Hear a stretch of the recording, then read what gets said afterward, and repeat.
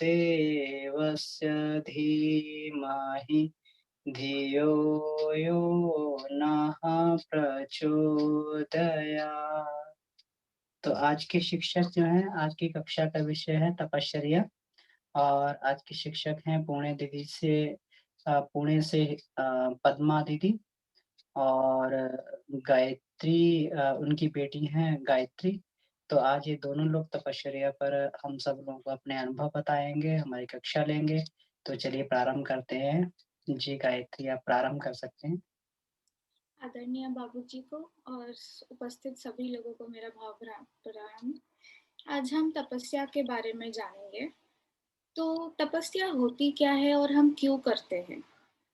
अग्नि से जो भी पदार्थ होते हैं वो सब गल जाते हैं, बदल जाते हैं या जल जाते हैं। तो गलने बदलने का क्या अर्थ है? जैसे लोहा को तपाया तो लोहा फैल जाता है, हीरा तपाया तो वो मतलब कोयला तपाया तो वो हीरा बन जाता है। तो गर्मी से चीजें बदल जाती है। हम तप क्यों करते हैं? ताकि हमारे पाप गल जाए, बदल जाए या नष्ट हो जाए। तो हम जो भी कर्म करते हैं, कर्म बेसिकली अच्छे या बुरे नहीं होते। कर्म के पीछे जो भाव जुड़ा होता है करने के पहले को, जो इंटेंशन जुड़ा होता है, उसकी वजह से वो अच्छा बनता है या बुरा बनता है, मतलब पाप बनता है या पुण्य बनता है। तो हम तप करते हैं पापों को नष्ट करने के लिए। तो पाप उत्पन्न होते हैं हमारे कर्मों से, जो हमको अंदर भावना होती है कि ओ हमने ये अच्छा नहीं किया, ये हमसे गलती हो गई, ये प्रायश्चित करना चाहिए हमें। अगर दूसरा कोई हमको बोलता है कि ये करो वो करो तो वो दंड कहा जाएगा। लेकिन हम जब खुद की गलतियां सुधारने के लिए करते हैं तो वो तब कहा जाता है। सेल्फ डिसिप्लिन इम्पोज होता है कि नहीं, हमें हमारी गलतियां फिर रिपीट नहीं करनी है।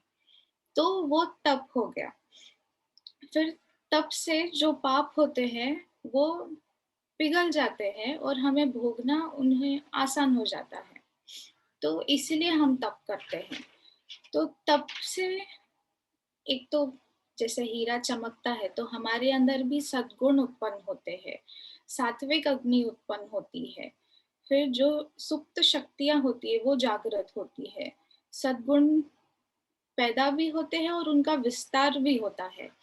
तो जैसे समुद्र मंथन से रत्न निकले, घी मथने से दूध मथने से घी निकलता है, वैसे ही हम जब तप करके अपने आप को मथते हैं तब आध्यात्मिक तत्व उभर के आते हैं और उनसे हमें लाभ मिलता है।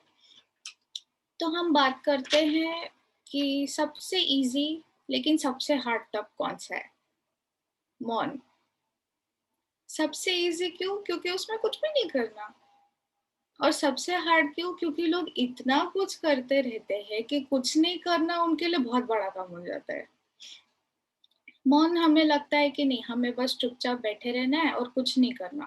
लेकिन लोग क्या करते हैं कि अगर जीभ को आराम दे दी ना तो हाथों से पूछेंगे क्या कर रहे हैं, या आंखों से पूछेंगे, या एक्सप्रेस करके बात करते रहेंगे।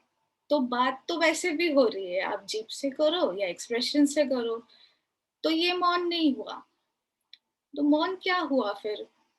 तो हम जब बैठे रहते हैं, आसपास जो चल रहा है चलने दो, आपको कुछ फर्क नहीं पड़ रहा उससे। आप प्रतिक्रिया ही नहीं दे रहे कि जो हो रहा है होने दो, लेकिन आप अंदर शांत स्थित आनंदित हो। तो वो सही मौन हुआ। और उसमें अकेले रहना जरूरी भी है और नहीं भी है, मतलब वो इंसान से इंसान पे डिपेंड करता है कि वो किस बात पे रिएक्ट कर सकता है या नहीं कर सकता है। तो जितना साथ में रह के भी आप, मतलब लोगों के साथ रह के भी आप प्रतिक्रिया नहीं दे रहे हो, उतना मौन सधते जाता है। लेकिन ऐसा भी नहीं है कि बिल्कुल ही प्रतिक्रिया नहीं देना है किसी भी चीज पे। मतलब चुप बैठे हैं तो कुछ भी गलत हो रहा है आंखों के सामने तो वो भी होते देखना नहीं है। जैसे महाभारत में जब उस द्रौपदी का वस्त्र हरण हो रहा था, तो बाकी सारी जितने भी सभ्य, मतलब सभा में लोग बैठे थे तो वो लोग मौन थे। तब वो मौन काम का नहीं है अगर आप चुपचाप बैठ के सब देख रहे हो। तो तब जब आपको बोलना है तो आपको बोलना भी चाहिए। तो मौन प्रतिक्रिया नहीं देना है। आत्मतेजो उपनिषद में कहा है ईश्वर स्तुति मौनम, मतलब ईश्वर की स्तुति करना यानी मौन रहना है। मौन रहने में ना कल्पना आती है, ना विचार आते हैं, ना चेष्टा उत्पन्न होती है, ना इमेजिनेशन मतलब कल्पना जो भी है। तो एक भी थॉट जब नहीं रहता हमारे दिमाग में, तब वो मौन हुआ। मतलब जीभ से तो हम बात कर नहीं रहे, पर मन से भी जब हम शांत हो जाते हैं, जब कोई विचार नहीं आता, कोई डिजायर नहीं उत्पन्न होता, कोई टेम्पटेशन नहीं होती कुछ करने की, तब हम मौन में हैं। तो जीभ हम यूज नहीं करते इसमें। और इससे क्या होता है, हमारी जीभ के दो काम है, एक तो बोलना और दूसरा चखना। टेस्टी टेस्टी खाने को हमें बहुत अच्छा लगता है।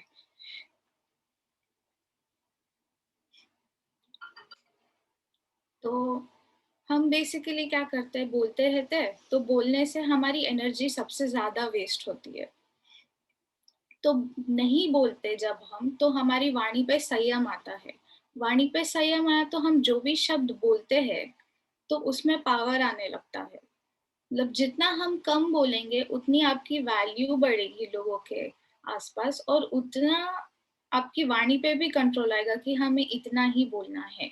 4 शब्द बोलने हैं तो 2 में हमने काम चला लिया। मतलब एक तो एनर्जी बच रही है, दूसरा कि आपके वर्ड्स में पावर आती है, आप सोच समझ के बोलते हो आपको जो भी बोलना है। फिर जीभ से चटोरापन एक तो कम होने लगता है, ताकि आप उस पे संयम रखते हो।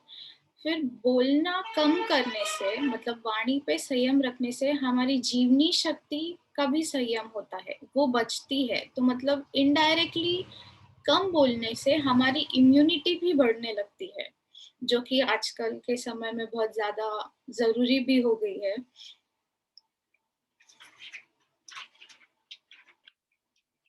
मौन सबसे बेसिक और सबसे फंडामेंटल तप है। इसके बिना ना सहस्त्रार जागृत हो सकता है, ना पंचकोश जागृत हो सकता है, क्योंकि ये एकदम एलिमेंट्री लेवल के होते हैं ना, कि ये सबसे बेसिक है। ये किया तो फिर यहाँ से आप 0 to 1 जा सकते हो। फिर जीभ के जैसे दो काम होते हैं, एक वाणी हो गया, वाणी पे संयम किया, तो अभी चटोरेपन पे भी तो संयम करना पड़ेगा। तो चटोरेपन के लिए क्या करेंगे, अस्वाद तप। अस्वाद तप में दो बेसिक चीजें, नमक और मीठा, जो हमें खाने में लगता ही लगता है, उसे हम धीरे धीरे धीरे कम कर सकते हैं। या तो हम एक टाइम के खाने में नमक नहीं डालेंगे, मिर्च मसाला नहीं डालेंगे, मीठा नहीं डालेंगे, वैसे ही खाएंगे, और धीरे धीरे वैसे ही हम बढ़ाते जा सकते हैं। ये एकदम लंबे समय के लिए नहीं करना चाहिए, और धीरे धीरे बढ़ाते जाना चाहिए। जैसे अभी हम नमक तो खाते हैं, लेकिन नमक में भी सेंधा नमक खाते हैं, और शक्कर हमने छोड़ दिया है। तो ऐसे धीरे धीरे करते करते मतलब जुबान पे संयम आता है। फिर उपवास। उपवास में हम क्या करते हैं कि खाना नहीं खाते, लेकिन उपवास में सिर्फ खाना नहीं खाना ऐसा नहीं होता। और खाना क्यों नहीं खाना चाहिए ज्यादा, तो जो बॉडी हमारी होती है, जब हम खाना खाते हैं तो पूरी ऊर्जा सिर्फ डाइजेशन, खाना पचाने में ही चली जाती है। तो हम जितनी ज्यादा बार खाते हैं उतनी ऊर्जा हमें लगती है खाना पचाने में। और जब हम नहीं खाते तो सारी ऊर्जा बॉडी को हील करने में चली जाती है। मतलब बॉडी को पता है कि कौन से पार्ट को कहाँ कितना हील करना है, कितना फंक्शन करना है, कहाँ से खून पहुंचाना है, नहीं करना है। तो ये सब शरीर को पहले ही पता होता है, लेकिन हम उससे काम ही नहीं करने देते। हम सिर्फ खाने में ऊर्जा लगाते रहते हैं। तो जब हम नहीं खाते हैं तो सारी ऊर्जा हमारे शरीर में फैलती है, और वो ऊर्जा, जितने भी ब्लॉकेजेस है, वो सब अपने आप हील करते रहती है, निकालते रहती है, सारे टॉक्सिन्स निकलते रहते हैं उस समय में। इसीलिए उपवास करना चाहिए। तो इंटरमिटेंट फास्टिंग हम डेली बेसिस पे कर सकते हैं। जैसे हमने शाम के पहले खा लिया, तो सूरज अस्त होने के पहले खा लिया एक बार, और सुबह या दोपहर को 12 बजे खाया, तो दोनों के रात के खाने और दोपहर के खाने के बीच में एटलीस्ट 12 घंटे या 18 घंटे का भी गैप हुआ, तो वो उपवास ही कहा जाता है। फिर दिन में 2 बार ही खाया, उसके बीच में भी 6 घंटे का गैप हुआ, तो बॉडी अपने मतलब पोटेंशियल पे काम कर सकती है, एफिशिएंसी बढ़ जाती है आपकी और ज़्यादा भूख भी नहीं लगती तभी। फिर इससे क्या होता है, हमारी उपत्तिकाएँ शुद्ध होती है, तो सब साफ-सफाई चलती रहती है उपवास में। फिर अ, हम बात करेंगे तितिक्षा के ऊपर। अभी जैसे गर्मी बीच में बहुत बढ़ गई थी, बीच में बारिश हो रही है, तो ऐसे समय में हम क्या करते हैं कि रेजिस्टेंस पावर डेवलप करते हैं। नहीं तो कुछ लोगों को बहुत जल्दी सर्दी हो जाती है, वेदर बदलते ही नाक बहने लग जाती है। तो ये क्यों होता है कि हमारी बॉडी का रेजिस्टेंस कम है एनवायरनमेंट को लेकर। तो जैसे अभी गर्मी है या सर्दी है, ठंड पड़ने लग गई तो भी हम ठंडे पानी से नहाते हैं। थोड़ा गर्मी ज़्यादा हो गई तो हम फैन बंद करके बैठते हैं कि नहीं ठीक है, गर्मी है तो गर्मी थोड़ी सहन करो, ठंडी है तो ठंडी सहन करो। ठंडी में ज़्यादा कपड़े ना पहनकर अपनी रेजिस्टेंस पावर बढ़ाकर उसको सहन करना है। फिर आता है कर्षण तप। कर्षण में क्या करते हैं हम कि लग्ज़रीज़ जो है हमारी, वो छोड़ देते हैं। जैसे सुबह उठ के हम अपना काम करेंगे, झाड़ू पोछा करेंगे, बर्तन खुद के खुद धोएँगे। तो इससे क्या होता है कि हम सेल्फ इंडिपेंडेंट बन जाते हैं। सेल्फ इंडिपेंडेंट बनने से हम दूसरों को कुछ बोलते नहीं, तो मतलब वो ब्लेम करना, दूसरों पे आरोप लगाना, अरे तुमने मेरे लिए ये किया ही नहीं, तुमने वो किया नहीं, तो वो कम होने लगता है और हमारी ज़रूरतें हैं जितनी, हम उससे कम में जीने लगते हैं। तो सबसे बेस्ट तो वही है कि आपके पास जितना है, उससे थोड़ा-थोड़ा कम करते रह सकते हो।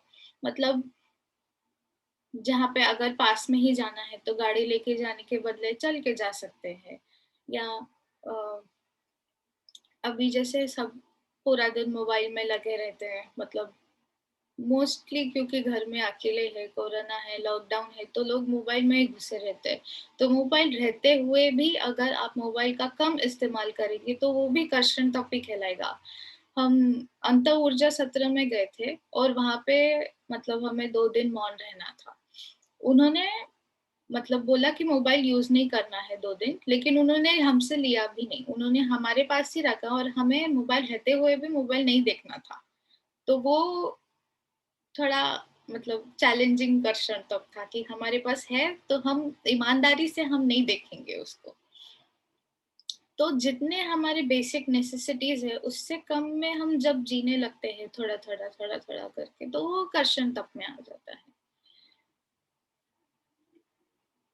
बाकी के तब मम्मी आगे लेंगी।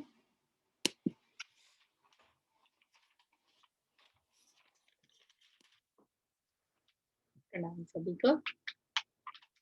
बहुत अच्छा बताया गायत्री ने कर्षण तप पत्र। आगे हम लेंगे गव्यकल्प।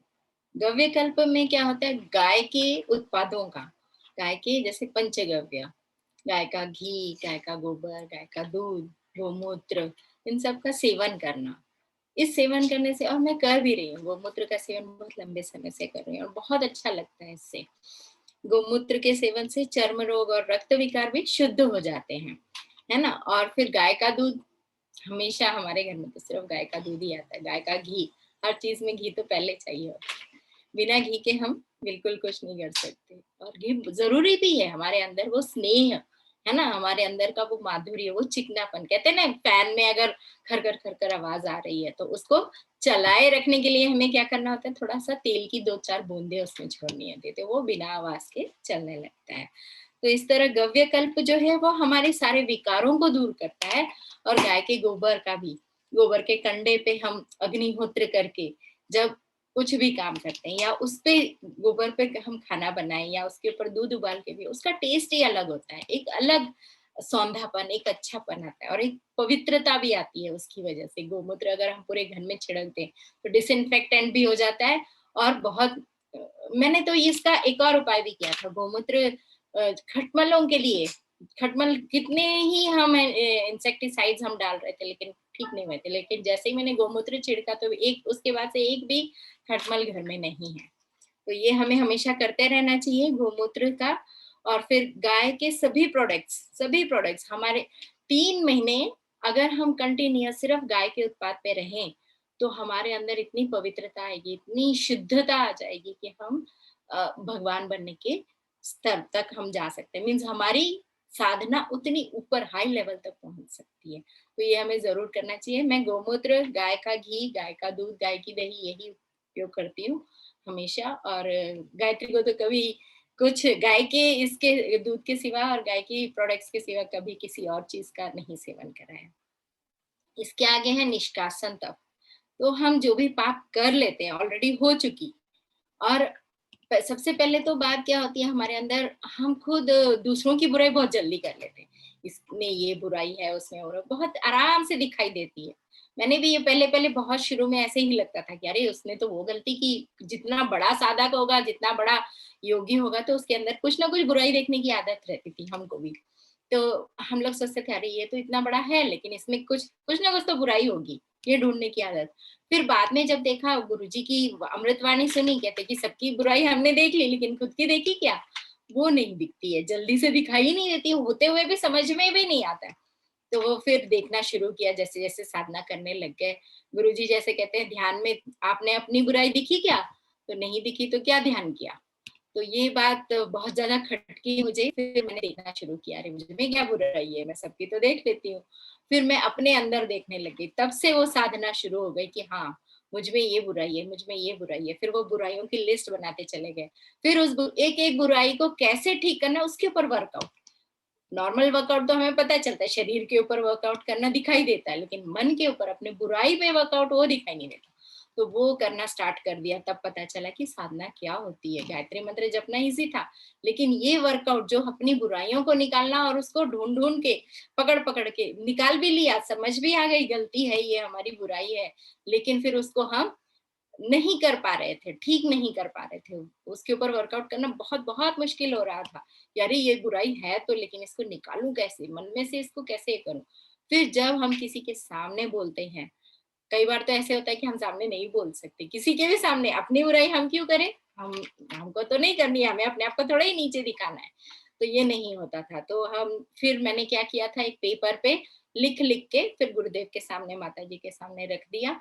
किसी से तो बोलना नहीं है, लेकिन गुरुदेव माता जी तो देख रहे हैं, वो उनके सामने रख देती थी। फिर बाद में जब अग्निहोत्र वगैरह करते हैं या हवन करते हैं तो उसमें वो जला देती थी, ताकि किसी को कुछ पता ना चले। लेकिन ये हम कर सकते, कोई एक अच्छा अपना मित्र या अपना कोई वेल विशर हम ढूंढ ले और उसके सामने हम सब कुछ बोल दें। और वो वेल विशर ऐसा होना चाहिए जो हमारा नाजायज फायदा नहीं उठा सकता है। तो ऐसा हमें अपने आप को एक चुन लेना है किसी को, और फिर उसके सामने जरूर अपनी जब कमजोरियां बोल देते हैं, हम बता देते हैं, तो एक तरह से मन हल्का हो जाता है और खाली भी हो जाते हैं हम। जैसे ही हम खाली होते तो भरने के लिए जगह, गैप मिल जाती है ना। तो वो हमको जरूर करना चाहिए निष्कासन तप में। नेक्स्ट है प्रदातव्य तप। प्रदातव्य तप में हमारे पास जो भी है, चाहे हमने जैसे अभी निष्कासन में सीख लिया, कुछ अपनी गलती निकालना सीख लिया, या फिर कुछ दान करना, हमारे पास बहुत सारी पैसे हैं या बहुत सारी शक्ति है, ताकत है, प्रभाव है हमारा, है ना। तो वो सब कुछ हम किसी और के लिए, किसी छोटा कोई भी जो हमारे पास आता है, उसकी कोई भी प्रॉब्लम है तो उसको हम अगर सॉल्व कर देते हैं तो वो दान हो जाएगा। और वो हमको देख के देना है, दान भी पैसा देना है, शक्ति देना है, प्रभाव देना है। या ऐसा ना हो कि किसी चोर को हमने दान के नाम पे या उसकी मदद कर रहे हैं कहकर हम उसको कुछ तो कर देंगे, तो वो गलत हो जाता है। वो नहीं करना, सत्पात्र देखकर, और वह कौन सा कर्म करने वाला है। किसी जुआरी या किसी शराबी को ले आकर हमने दान कर दिया, समझो चलो वो गरीब है कहकर, और वो वही पैसा, वही सब कुछ कहाँ लगाएगा? गलत इसमें लगाएगा। तो वो जो गलत करके अपने आप पे प्रॉब्लम्स लेके आएगा, खड़ी करेगा अपने लिए और सबके लिए, तो वो उसका भी भुगतान हमको भुगतना पड़ेगा। तो ये हमको देखकर, सोच समझ कर कि हाँ हमें ऐसा गलत काम नहीं करना है और उसको भी नहीं करने देना है। तो उसको भी बचाना है और अपने आप को भी बचाना है, क्योंकि सारे के सारे जितने भी लोग हैं वो सभी भी हमारे ही अंग अवयव है, हमारे पूरे समाज का एक अंग अवयव है। हम भी उसका एक गण गणिक है, एक यूनिट है छोटे से। तो ये जरूरी है हमको कि हम सबको देखते हुए सब जगह गलती ना हो, कहाँ पे क्या करना है, किसको कितना दान देना है। चाहे अभी जैसे कोरोना में सब जगह चल रहा है कि हाँ हमको लोगों को मदद करने के लिए चाहिए, ऑक्सीजन चाहिए, फिर बेड्स नहीं मिल रहे हैं हॉस्पिटल्स में, वहां तक पहुंचाने में भी प्रॉब्लम हो रही है। तो वहां पे अगर हम कुछ दान देते हैं या कुछ काम करते हैं किसी को इलाज करने में, है ना, कोई गरीब है, अमीर तो भले ही चले जाए, एक नहीं 10 हॉस्पिटल घूम ले, लेकिन गरीब नहीं जा सकता, तो उसके लिए अगर हम दान करते हैं तो वो अच्छा दान होता है। तो ये हो गया हमारा प्रदातव्य। नेक्स्ट है साधना। साधना में मैं यूएसए कहूंगी। USA means it's not USA, it is उपासना, साधना और आराधना। उपासना का मतलब हम जिसके पास बैठ जाते हैं, जैसे भगवान के पास बैठ जाते हैं तो हम भगवान बन जाते हैं, उनके जैसे एक रोल मॉडल चुनना सबसे पहले अपने लिए कि हाँ मुझे इनके जैसे बनना है। अगर हम वही हीरो हीरोइंस को चुन लेते हैं या फिर जिस जिस के को भी जो भी कर लेते हैं तो हम उसी की तरफ बनने लग जाते हैं। आजकल हम देखते हैं ना, बच्चे लोग हों बड़े हों सभी ज्यादातर अपने आप को हीरो बनना है, हीरोइन बनना है। मुझे तो ऐश्वर्या राय अच्छी लगती है, मुझे कैटरीना अच्छी लगती है, मुझे ये सलमान अच्छा लगता है, मुझे ऋतिक रोशन अच्छा लगता है, उसकी तरह बनने लग जाते हैं। गॉगल्स पहनेंगे, है ना, और उसके जैसे चाल चलेंगे, तो वैसे बनने की कोशिश करते हैं। तो सबसे पहले हमें अपना रोल मॉडल कैसा होना चाहिए ये हमको पता होना चाहिए कि मैं आई हूँ इस दुनिया में, मैं इस समय आए हैं तो हम लोग कुछ तो एक्स्ट्रा करना है हमको। जो लाइफ चल रही है एग्जैक्टली उसी के तरह नहीं चलना है, तो उससे ऊपर उठ के चलना है। तो एक रोल मॉडल हमारे सामने होना चाहिए। जिस भगवान को, जैसे गणपति हो या भगवान विष्णु हो, ब्रह्मा हो, तो उनके साथ में उनके पास में थोड़ी देर बैठ जाए। जैसे उनका ही मंत्र हम कर रहे हैं, गायत्री मंत्र जैसे कर रहे हैं, सूर्य भगवान का हम ध्यान करते हैं, तो सूर्य की तरह बनना, तो उनकी क्वालिटीज जो होती हैं वो हमारे अंदर आने लग जाती हैं। उसके ऊपर ध्यान करना है। जैसे गायत्री मंत्र हम जप रहे हैं तो गायत्री मंत्र सिर्फ जप रहे, रट्टा मार रहे, रट्टा मार रहे, लिप मूवमेंट चल रही है हमारी, इतनी माला कर ली, इतनी कर ली, करना तो है, उतनी करना है, जरूरी है, लेकिन उसमें हम क्या सोच रहे हैं, क्या कर रहे हैं, उस देवता के वो चित्र पे हमको समझ में आ रहा है कि उस चित्र से हम क्या सीख रहे हैं, हमारे अंदर वो क्यों आना चाहिए, वो हमको समझना है। सबसे पहले हमारा उद्देश्य रख के उस मॉडल के थ्रू हम अपने अंदर वो ज्ञान, वो क्वालिटीज हमारे अंदर, वो सद्गुण हमारे अंदर जब आ जाते हैं तब वह साधना सत्य है। तो साधना में पहले उद्देश्य रखें। और जैसे जैसे हमने गायत्री मंत्र की ही साधना कर ली तो सबसे पहले हम गायत्री मंत्र के छोटे छोटे अनुष्ठान शुरू करते हैं, लघु अनुष्ठान, कि हाँ 8-9 दिन में हम एक छोटा अनुष्ठान करेंगे, 24,000 की माला, 24,000 मंत्र जप करेंगे, तो उसके लिए रोज की निर्धारित इतनी माला। तो वो समय पे नियमित रूप से जब हम करते हैं तो हमारे अंदर वो कॉन्स्टेंटली आने लग जाता है, वह मंत्र अपने अंदर काम करने लग जाता है। तो उसके भी जो भी नियम है उसको पूरी तरीके से करते रहना। माला जपना है तो माला को कहाँ रखना है, कैसे रखना है, कैसे जपना है। एक्चुअली स्टार्टिंग जब मैंने किया था गायत्री मंत्र की माला जपते समय, मुझे सिर्फ बोला गया था कि आप गायत्री मंत्र की माला जपो, और मैं ऐसे जपने, मतलब सीधा ऐसे जपने के बदले उल्टा जपती थी ऐसे। और मैं सोचती थी वाह मैंने तो इतनी सारी मालाएं कर ली, बहुत मजा आ रहा है, कितना ये कर दिया। फिर वो मौसी जो थी जिन्होंने मुझे समझाया था, लेकिन रिजल्ट सब उल्टे हो रहे हैं, कुछ कोई मेरी सुनता नहीं, सब घर में भी उल्टा हो रहा है, सब कुछ उल्टा हो रहा है, मुझे समझ नहीं आ रहा था। मैंने तो इतनी कर ली, मैं तो खुश हो गई थी कि बहुत अच्छा किया है। तो जब उनको दिखाया, उन्होंने कहा इधर बैठ, सामने बैठ, और मेरे सामने करके दिखा। तो मैंने कहा ठीक है मैं करके दिखाती हूँ। मैं करने लग गई थी जल्दी जल्दी, फटाफट फटाफट, की बहुत देखो मैंने कितनी फास्ट और कितनी जल्दी आपकी बात सीख ली, और फिर मैं कर भी रही हूँ, साधना कर रही हूँ, सब बताया दिखाया, ऐसे ऐसे करते करते। उन्होंने कहा अरे पागल, ऐसे नहीं करते, इसको ऐसे करते हैं। और फिर जब उन्होंने बताया, और ये मेरू का सुमेरु का उल्लंघन नहीं करते हैं, ये सब बताया जब बैठ के सामने जब किया। इसीलिए गुरु का होना बहुत जरूरी होता है हमारी लाइफ में। जब गुरु सामने होता है और वो बैठ के हमें देखता है हर पल हर घड़ी कि हम किस समय कौन सी साधना कैसे कर रहे हैं, सिर्फ बुक में से या हम यूट्यूब से देख के कोई भी साधना हम कर लेंगे, कहा तो ये नहीं होता है, वो गलत हो जाता है। हमसे क्या गलती हो रही है हमें खुद को नहीं पता चलता, और हम सोचते हैं कि हम तो साधना कर रहे हैं और इसका रिजल्ट क्यों नहीं मिल रहा है।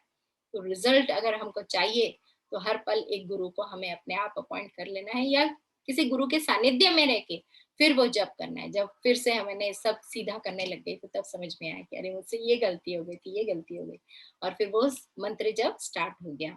और सही सही होने लगा। फिर यज्ञ करना, यज्ञ में भी एक एक छोटी छोटी बारीकियां देखते रहो कि कैसे करना है, क्या क्या करना है, किस समय कौन सा मंत्र बोलना है, कैसे बोलना है ना। ये सब कुछ हमको तब समझ में आता है गुरु के सानिध्य में रहने के बाद। तो गायत्री अनुष्ठान में 24 लघु अनुष्ठान ये भी मैंने किए, नवरात्रि अनुष्ठान, फिर एक एक महीने का 1.25 लाख का जब 40 दिन का, फिर 1 साल का अभियान साधना, है ना, रोज की 15 माला करते हुए अभियान साधना करना।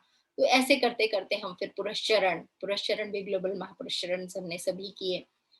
तो उसमें भी बहुत कुछ सीखने को मिला इन सब में, कि अपने आप को कॉन्स्टेंटली हम कैसे बनाए रखें, अपने आप को हमेशा गुरुदेव के सानिध्य में, गायत्री के सानिध्य में, सविता के सानिध्य में, सूर्य के सानिध्य में कैसे रखें, गुरु के सानिध्य में। फिर वो गुरु से हम क्या सीख रहे हैं, कैसे सीख रहे हैं, फिर उनके साथ में हम बैठते तो सिर्फ 5 मिनट, 10 मिनट, 1 घंटा, है ना, मैक्सिमम 1 से 2, 3 घंटे से ज्यादा तो हम बैठ ही नहीं सकते किसी के भी साथ में, है ना। तो वो साधना हमारी सिर्फ, मतलब बैठना, उपासना सिर्फ 1, 2, 3 घंटे तक की होती है रोज की।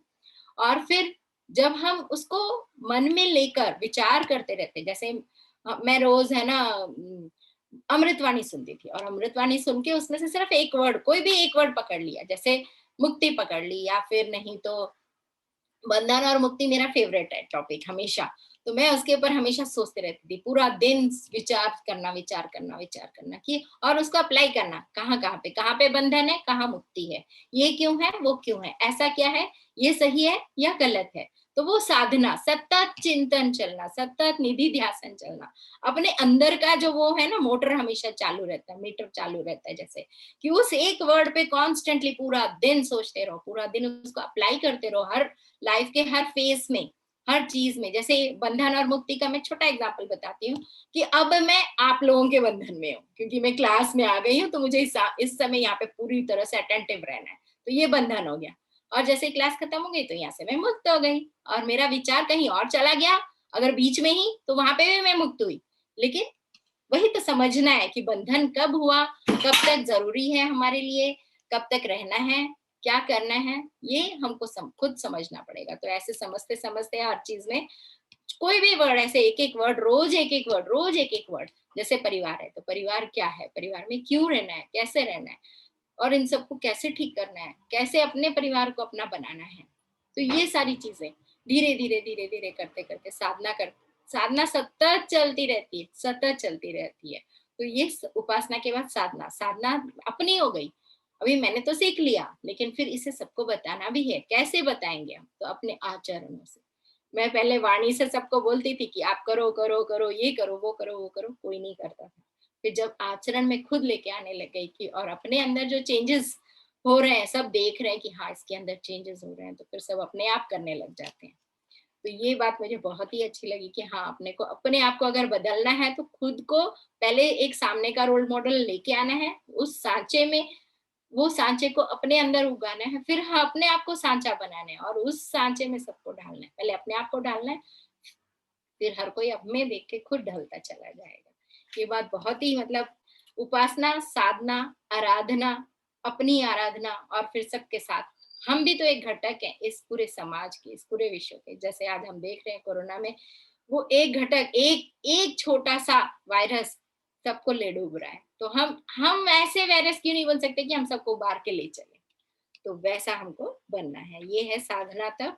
और फिर आगे साधना के साथ साथ स्वाध्याय करना भी बहुत जरूरी है। बिना स्वाध्याय के हम नहीं समझ पाते कि हमारे अंदर क्या साधना चल रही है।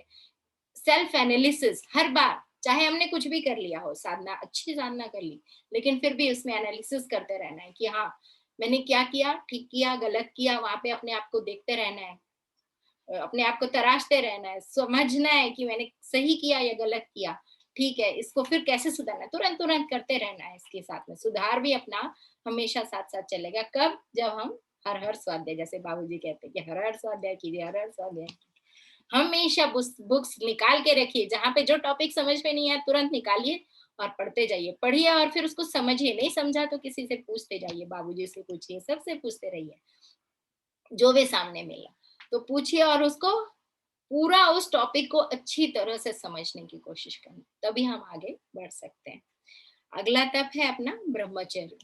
ब्रह्मचर्य ये कहने में बहुत इजी लगता है कि हाँ आज हम देखते हैं ब्रह्मचर्य, इसका मतलब ही समझ नहीं आता।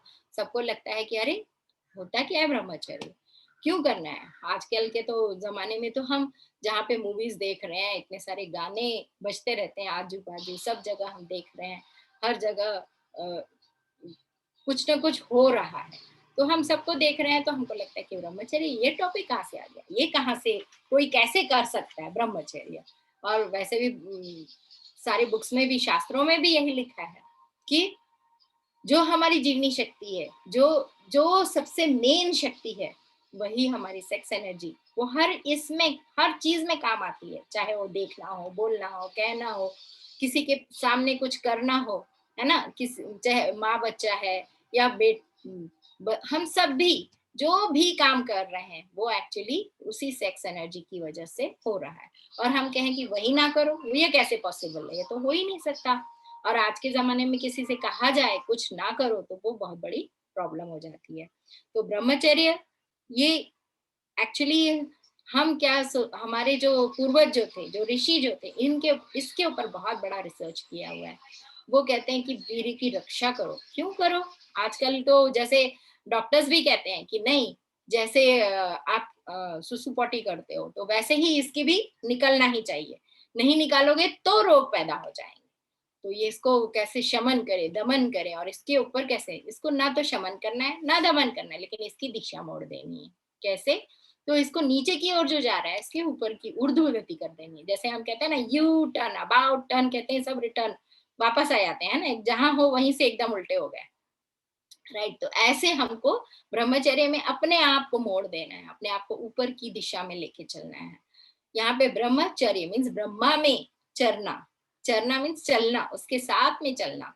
तो अगर हम कहीं बचाएंगे, जैसे हमारे पास इतना पैसा दिया हुआ है, 1 लाख रुपए दिए, करोड़ दिए, तो उस करोड़ को हम गलत इसमें अगर छोड़ देंगे नीचे की तरफ कि हाँ कुछ ना कुछ खा लिया, कुछ ना कुछ ये कर लिया, एंजॉय कर लिया, ये कर लिया, फिर जब अच्छा काम करना कुछ है तो उसके लिए वो पैसे बचे नहीं रहेंगे। तो ऐसे ही हमारे अंदर की जो जीवनी शक्ति आज हम जो देख रहे हैं, है ना, कोरोना के कारण हमारी जीवनी शक्ति, क्या कह रहे हैं, इम्यूनिटी, इम्यूनिटी, वो इम्यूनिटी क्या है एक्चुअली, वह हमारी ही जीवनी शक्ति है। जो जीवनी शक्ति हमको रक्षा कर सकती है, हमारे को मतलब जीवन में आगे बढ़ने के लिए, श्वास लेने की जो शक्ति है, वह श्वास लेने की शक्ति इसीलिए कम हो गई है क्योंकि हम ब्रह्मचर्य का पालन नहीं कर पा रहे हैं। और सच कहो तो ब्रह्मचर्य ये जो शक्ति हमको मिली है, संसार में जितने भी प्राणी हैं, चाहे वो चार पैर वाले जानवर हो, 2 पैर वाले हो, चाहे वो धरती पे रहते हो, आकाश में रहते हो, पक्षी हो, सब के सब, किसी को टीवी देखने की जरूरत पड़ती है, मूवी देखने की जरूरत पड़ती है? नहीं, कोई जरूरत नहीं पड़ती उनको, लेकिन वो लोग अपना प्राकृतिक जो सांसारिक चक्र है वो बराबर चल रहे हैं। वे लोग उस एनर्जी को, सेक्स एनर्जी को सिर्फ रिप्रोडक्शन के लिए यूज कर रहे हैं, नॉट फॉर एंटरटेनमेंट। एंजॉयमेंट के लिए वो लोग बिल्कुल नहीं यूज कर रहे हैं। वो लोग पूरा का पूरा वही एंजॉयमेंट होता है कि जब एक बार प्रजनन हो गया तो उसके बाद में साथ में रहते हैं, लेकिन कभी एक दूसरे पे बुरी नजर नहीं रखते हैं, है ना। वो लोग तो कपड़े भी नहीं पहनते, जानवर वगैरह सभी जितने भी प्राणी, चाहे इतना बड़ा हाथी क्यों ना हो या फिर शेर क्यों ना हो, है ना, लेपर्ड्स क्यों ना हो, सारे के सारे नंगे पुंगे ही घूमते रहते, लेकिन कभी किसी पे बुरी नजर नहीं रखते, अपने अपोजिट सेक्स पे बुरी नजर नहीं रखते। और वो उसी समय यूज करते हैं उस एनर्जी को जब उनको जरूरत होती है कि हाँ हमें रिप्रोडक्शन करना है, वरना वो कभी नहीं कुछ करते। मतलब कभी मेल फीमेल को नहीं छेड़ेगा, फीमेल मेल को बिल्कुल नहीं छेड़ेगी। तो ये हमको समझना है, हम इंसान होते हुए, बुद्धि होते हुए, हमको सब कुछ पता होते हुए हम ये गलत कदम क्यों उठा रहे हैं। तो ये बात हमको समझनी होगी कि हमको ये अगर यूज करना है इस एनर्जी को, इस एनर्जी को ही अगर तपाया और फिर यूज किया तो फिर देखिए कैसी संतान उत्पन्न होती है, एक से एक बढ़कर। मतलब महर्षि लोग उसी के लिए यूज करना, राक्षसों को पैदा करने के लिए या कीड़े मकोड़ों की तरह पैदा करके फिर उन्हें मरने के लिए नहीं छोड़ना है। हम भी जब जानवर तक अपने बच्चों को बहुत अच्छे तरह से, बहुत प्रेम से देखता है, उनको अच्छा फलता फूलता समृद्ध होता हुआ देखना पसंद करता है, तो हम तो इंसान है, हम उनसे गए गुजरे नहीं है। हम भी अपने बच्चों को फलता फूलता अगली जनरेशन के लिए बहुत अच्छी चीजें छोड़ के जाए, है ना।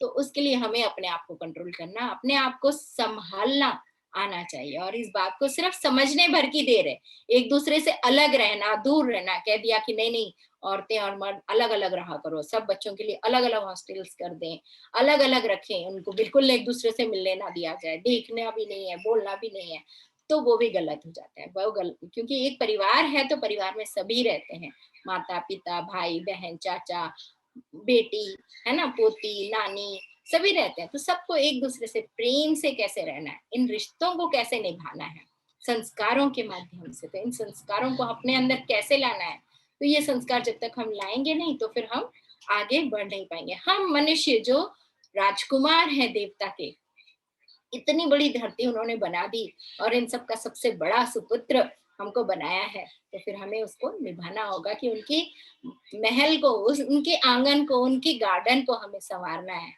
इस संसार के हर एक प्राणी को, हर एक प्राणी की जिम्मेदारी हम पे है। तो फिर हम ही अगर बिगड़े हैं तो फिर हम दूसरों को कैसे एक्सपेक्ट कर सकते हैं कि वो अच्छे से काम करें, है ना। तो इस बात पे हमें सिर्फ सोचने भर की देर है और हमारे दृष्टिकोण को बदलने भर की देर है। बस हम जहाँ हैं, जैसे हैं, वहीं पे अपने आप को बस थोड़ा सा switch off and switch on करके बस दृष्टि को बदलना है कि हाँ, सभी हमारी तरह ही आत्मा है और सबको पूरा पूरा जीने का अधिकार है। मैं यहाँ पे एक हॉस्पिटल है, वहां पे मैं गर्भवती महिलाओं को कैसे जीना है ड्यूरिंग प्रेगनेंसी पीरियड, ये सिखाने जाती थी।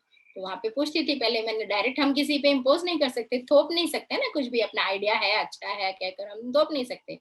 तो मैं उनको पूछती थी, हाँ दीदी आपका क्या है, कैसे चल रहा है, कौन सा महीना चल रहा है, कैसे आप ये कर रहे हो, तो मतलब कौन सा बच्चा भी है, तो बता देते कोई कोई कि हाँ हमारा दूसरी डिलीवरी होने वाली है, दूसरी बार प्रेग्नेंट है, पहली बार कैसा लगा, वो सब पूछती थी मैं उनको। तो पहली बार बहुत अच्छा लगता था, फिर दूसरी बार तो एक्सपीरियंस थे, पता होता था कि हाँ अभी इस समय ये होने वाला है, उस समय वो होने वाला है, तो उनका वो टेंशन कम हो जाता। बहुत सारी ऐसी महिलाएं भी थी जो अबॉर्शन करने आती थी। मैंने कहा अबॉर्शन करना ही है तो फिर किया क्यों इतने महीने, अगर 2 महीने 3 महीने कभी कभी 6 महीने तक, अब उसके बाद अबॉर्शन करने चले, तो इसमें तो रिस्क होता है, माता का भी रिस्क होता है, बच्चे का तो होता ही होता है। तो और अबॉर्शन होता क्या है ये बात उनको समझाई जब, और फिर ऐसा आप इतना ज्यादा ये करते क्यों और फिर कंट्रोल क्यों नहीं करते, तो लेडीज कहती थी हम क्या करें दीदी, हमारे हस्बैंड नहीं सुनते हैं और फिर करना पड़ता है। तो फिर मैं उनको कहती थी कि अरे उनको भी समझाया करो, उनको भी ये करो, या जैसे अभी आजकल कहा गया है कि कंडोम्स यूज करो, ये करो, तो फिर कंडोम से दोनों की ही हेल्थ खराब होती है, ये बात उनको समझाया। एक एक लेडी को जब समझाया तब वो कहते हैं कि हाँ अब हम कुछ करने के लिए ये हैं। तो फिर कुछ कुछ जेंट्स भी कभी कभी आते थे तो उनको भी समझाया कि नहीं आपको ये गलत काम नहीं करना है, आपको अपने आप को कंट्रोल में लाना है। जब तक आप कंट्रोल में नहीं लाओगे तो आपका परिवार बढ़ता जाएगा। जैसे गरीब है बहुत और 2 से 3 4 बच्चे हो गए, बच्चों को पाल नहीं सकते, रोड पे छोड़ देते हैं, कहीं भी आओ जाओ कुछ भी हो सकता है, रोड पे गाड़ियां चलती रहती हैं, कुछ भी हो सकता है, बच्चों को कोई और उठा के ले गया या कुछ भी, खाना पीने की रोज की जो है वो कंप्लीट नहीं कर सकते, उनकी नीड्स, एजुकेशन नहीं दे सकते, तो फिर क्यों पैदा करते हैं। नहीं नहीं होता है तो फिर कंट्रोल करना सीखो, अपने आप को संभाल के रखना सीखो। ये बात उनको समझाई जब तो उनको समझ में आई कुछ कुछ, और फिर देखें अभी क्या क्या कर रहे हैं। लेकिन मुस्लिम्स में भी ऐसे मैंने देखे, 9th बच्चा है, मतलब फर्स्ट बच्चा इतना बड़ा है कि उसको लेके आई है, वो बच्चा माँ को लेके आ रहा है कि हाँ मम्मी प्रेगनेंसी में अच्छी तरह से रहे या नहीं, बड़ा बच्चा है और पेट इतना बड़ा लेके आई है कि उसको चलने भी नहीं आ रहा है। तो ऐसा सब देख देख के ना मुझे बहुत उनके लिए तरस आता है कि अरे इन लेडीज को, मतलब स्पेशली फीमेल्स को हमें ये ज्ञान देना होगा कि आप अपने आप को संभालो, अपने शरीर को संभालो। जब तक महिला अगर सशक्त नहीं है तो वह पूरे परिवार को कैसे संभालेगी, वो इतने बच्चों को कैसे संभालेगी, वो हर बार सिर्फ बच्चा पैदा करने का बोझ ढोती रहेगी, तो कैसे वो उसका ध्यान कहीं और कैसे लगेगा, घर के काम कैसे होंगे, है ना, कि आगे कैसे बढ़ेगी वो सोचने का टाइम ही नहीं मिलता उसको। तो ये बात समझनी है और हमने सबको समझानी भी है कि नहीं आप अपने आप को संभालो, प्रेगनेंसी में कैसे रहना है, क्यों बच्चा पैदा करना है, वो बच्चा आया है संसार में तो एक बच्चे के पीछे आपके 25 साल निकाल जाता है माँ के, स्पेशली क्योंकि वो माँ उस बच्चे को छोड़ के नहीं रह सकती। 25 तो क्या, मैं तो कहूँ 100 साल। 9 मंथ्स की प्रेगनेंसी हम कहते हैं कि 9 महीने में सिर्फ माता का इतना ये होता है, लेकिन हम उस बच्चे के 100 साल उस माँ के ऊपर ही निर्भर करते हैं। माँ जो सोचती है, जैसा सोचती है, क्या करती है प्रेगनेंसी के टाइम पे, वही सब बच्चे के लिए होता है पूरे 100 साल में। तो ये बात बहुत बहुत गंभीर समस्या है और बहुत ज्यादा मुझे बहुत ज्यादा अंदर से छुई हुई है कि हाँ नहीं, मुझे कुछ करना है इन लोगों के लिए। तो ये हम जरूर करेंगे। और हम सब तक मेरा यही है कि सेक्स एनर्जी को हमें सिर्फ एंटरटेनमेंट के लिए, सिर्फ एंजॉयमेंट के लिए नहीं यूज करना है, इसे सिर्फ रिप्रोडक्शन के लिए। और बाकी जो समय बचता है अपने आप को बदलो, आगे बढ़ाओ। कैसे ये करना है, कैसे आगे बढ़ना है, इसमें अर्जन तप आप कह सकते हो। तो अर्जन तप कर सकते हैं आगे हम कि हाँ हमको आगे से आगे कैसे बढ़ना है, चाहे हम लास्ट ब्रेथ पे हो क्यों ना हो। तो उस समय हमारा क्या होना चाहिए कि हमें कुछ ना कुछ नया सीखना है। तो हाँ, मैंने ऐसे भी फीमेल्स देखे हैं जिन्होंने कहा अरे दीदी जैसे ही मैं प्रेग्नेंट हो गई, मेरे 2 बच्चे हो गए, मेरा करियर जो था एमबीए किया और मैंने इतना सारा पोस्ट ग्रेजुएशन किया, इतनी अच्छी नौकरी थी, सब छोड़ना पड़ा। क्यों क्यों छोड़ना पड़ा? क्योंकि बच्चों को देखना है। बच्चों को कौन संभालेगा? वो तो छोटे हैं, नादान है। पति, दोनों में से किसी एक को काम तो करना ही पड़ेगा। दोनों छोड़ देंगे तो थोड़ी चलेगा, नहीं चलेगा। लेकिन माँ पे प्रेशर ज्यादा पड़ता है और वो माँ तब बनती है जब वो अपने करियर में भी बहुत ऊंचा चढ़ रही है, अच्छा अच्छा चल रहा है, इतनी पढ़ाई की, तब उसको अंदर से फीलिंग आती है कि अरे मैंने इतनी पढ़ाई क्यों की, सिर्फ बैठ के बच्चे संभालो, सिर्फ डायपर्स चेंज करो, सिर्फ यही करो। ये फीलिंग आ जाती है बाय डिफॉल्ट। मुझ में भी आई थी, लेकिन फिर मैंने ठीक किया अपने आप को। तो ऐसे मैंने और लेडीज को, आजकल के जो बच्चियां हैं जो माँ बन गई हैं, जो इतनी ज्यादा पढ़ाई कर चुकी हैं और फिर कुछ नहीं कर पाते, बाय डिफॉल्ट वो कुछ नहीं कर पाते। कल ही मैंने मेरे मामा मतलब मामा के बेटे से भी बात की, वो भी कह रहा था कि अरे सपना ना कुछ नहीं कर पा रही है अभी, वो उसके अपने 2 बच्चे हैं ना, तो बच्चों को कौन संभालेगा फिर वो अगर काम पे जाएगी तो ये फीलिंग, और फिर वो उसके अंदर इतनी फीलिंग आ जाती है कि अरे मैं कुछ नहीं, पढ़ी लिखी होने के बावजूद, सब काम कर सकती हैं, सक्षम होने के बावजूद, घर में नौकर चाकर रखने के बावजूद भी कुछ नहीं कर सकते। क्योंकि बच्चों पे ध्यान देना वो माँ का जो कर्तव्य है, माँ का जो रोल है। मैंने फिर उसको समझाया कि माँ जो बनना होता है ये भी अपने आप में एक बहुत बड़ा प्रोफेशन है। It is not that easy. आप बाहर जितने मर्जी पैसे दे लो, लेकिन वो माँ नहीं बन सकते। हम डे केयर में या इधर उधर हम अपने बच्चों को छोड़ के आ जाते हैं, लेकिन उसमें माँ का प्यार नहीं मिलता। माँ का जो हर पल अटेंशन देना होता है, हर पल, किस पल कब कहाँ क्या हो जाता है बच्चे के साथ में, क्या करना है, तो वो जो माँ का अटेंशन देना, वो केयर करना हर पल। माँ को ऐसे ही पहला गुरु नहीं कहा गया। माँ जो पहला गुरु बनती है तो वो गुरु बन के दिखाती है बच्चे पे। वो अपनी तपस्या, उसकी माँ बनने की भी एक तपस्या होती है कि वो तपस्या करती है कि उस बच्चे को कहीं कोई कुछ भी कमी ना रहे और उसके अंदर वह सारा दिखाई दे कि हाँ, कि वो अच्छा बने, अच्छा नागरिक बने, अच्छा इंसान बने। तो उसके लिए माँ का कोई क्वालिफिकेशन नहीं होता है, माँ बनने की कोई क्वालिफिकेशन नहीं होती, लेकिन उसे बनना पड़ता है, गुरु बनना पड़ता है, प्रथम गुरु अपने बच्चे का। तो ये बहुत बड़ा त्याग, बहुत बड़ी तपस्या है माँ बनना भी। तो ये जब समझाया उन लेडीज को भी कि हाँ आपको ऐसे करना होगा, उस समय चाहे करोड़ों रुपए की हमारी सैलरी क्यों ना हो, हमको सब कुछ छोड़ के पहले अपना बच्चा देखना होता है।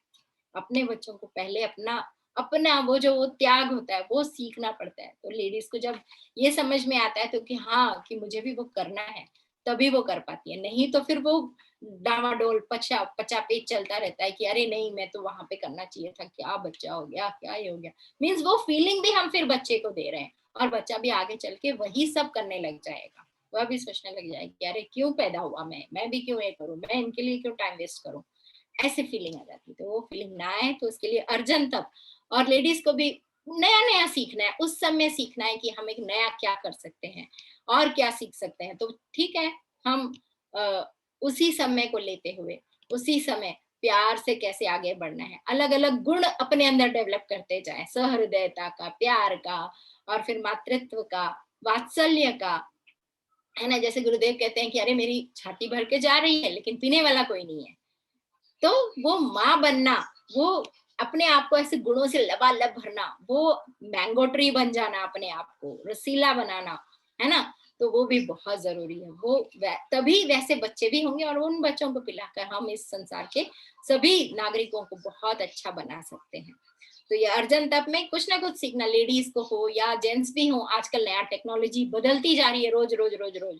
अगर हम अपने आप को अपग्रेड नहीं करेंगे, अपडेट नहीं करेंगे, तो हम आउटडेटेड हो जाएंगे, चाहे माताएं हो या बच्चे हो। बच्चों के सामने फिर हमको झुकना पड़ता है, फिर वो झुकना क्यों पड़ता है, लेकिन हम उनके साथ में मैत्री भाव रखें, प्रेम भाव रखें, और हाँ हमको सीखना है, हमारे अंदर का वो स्टूडेंट जिंदा रहे, छात्र जो है वो हर पल, चाहे हमारे आखिरी सांस क्यों ना हो, उस समय तक अगर हमारे अंदर जिंदा रहा तो हम हर किसी को गुरु बना सकते हैं। जैसे दत्तात्रेय ने सभी को गुरु बना लिया, है ना।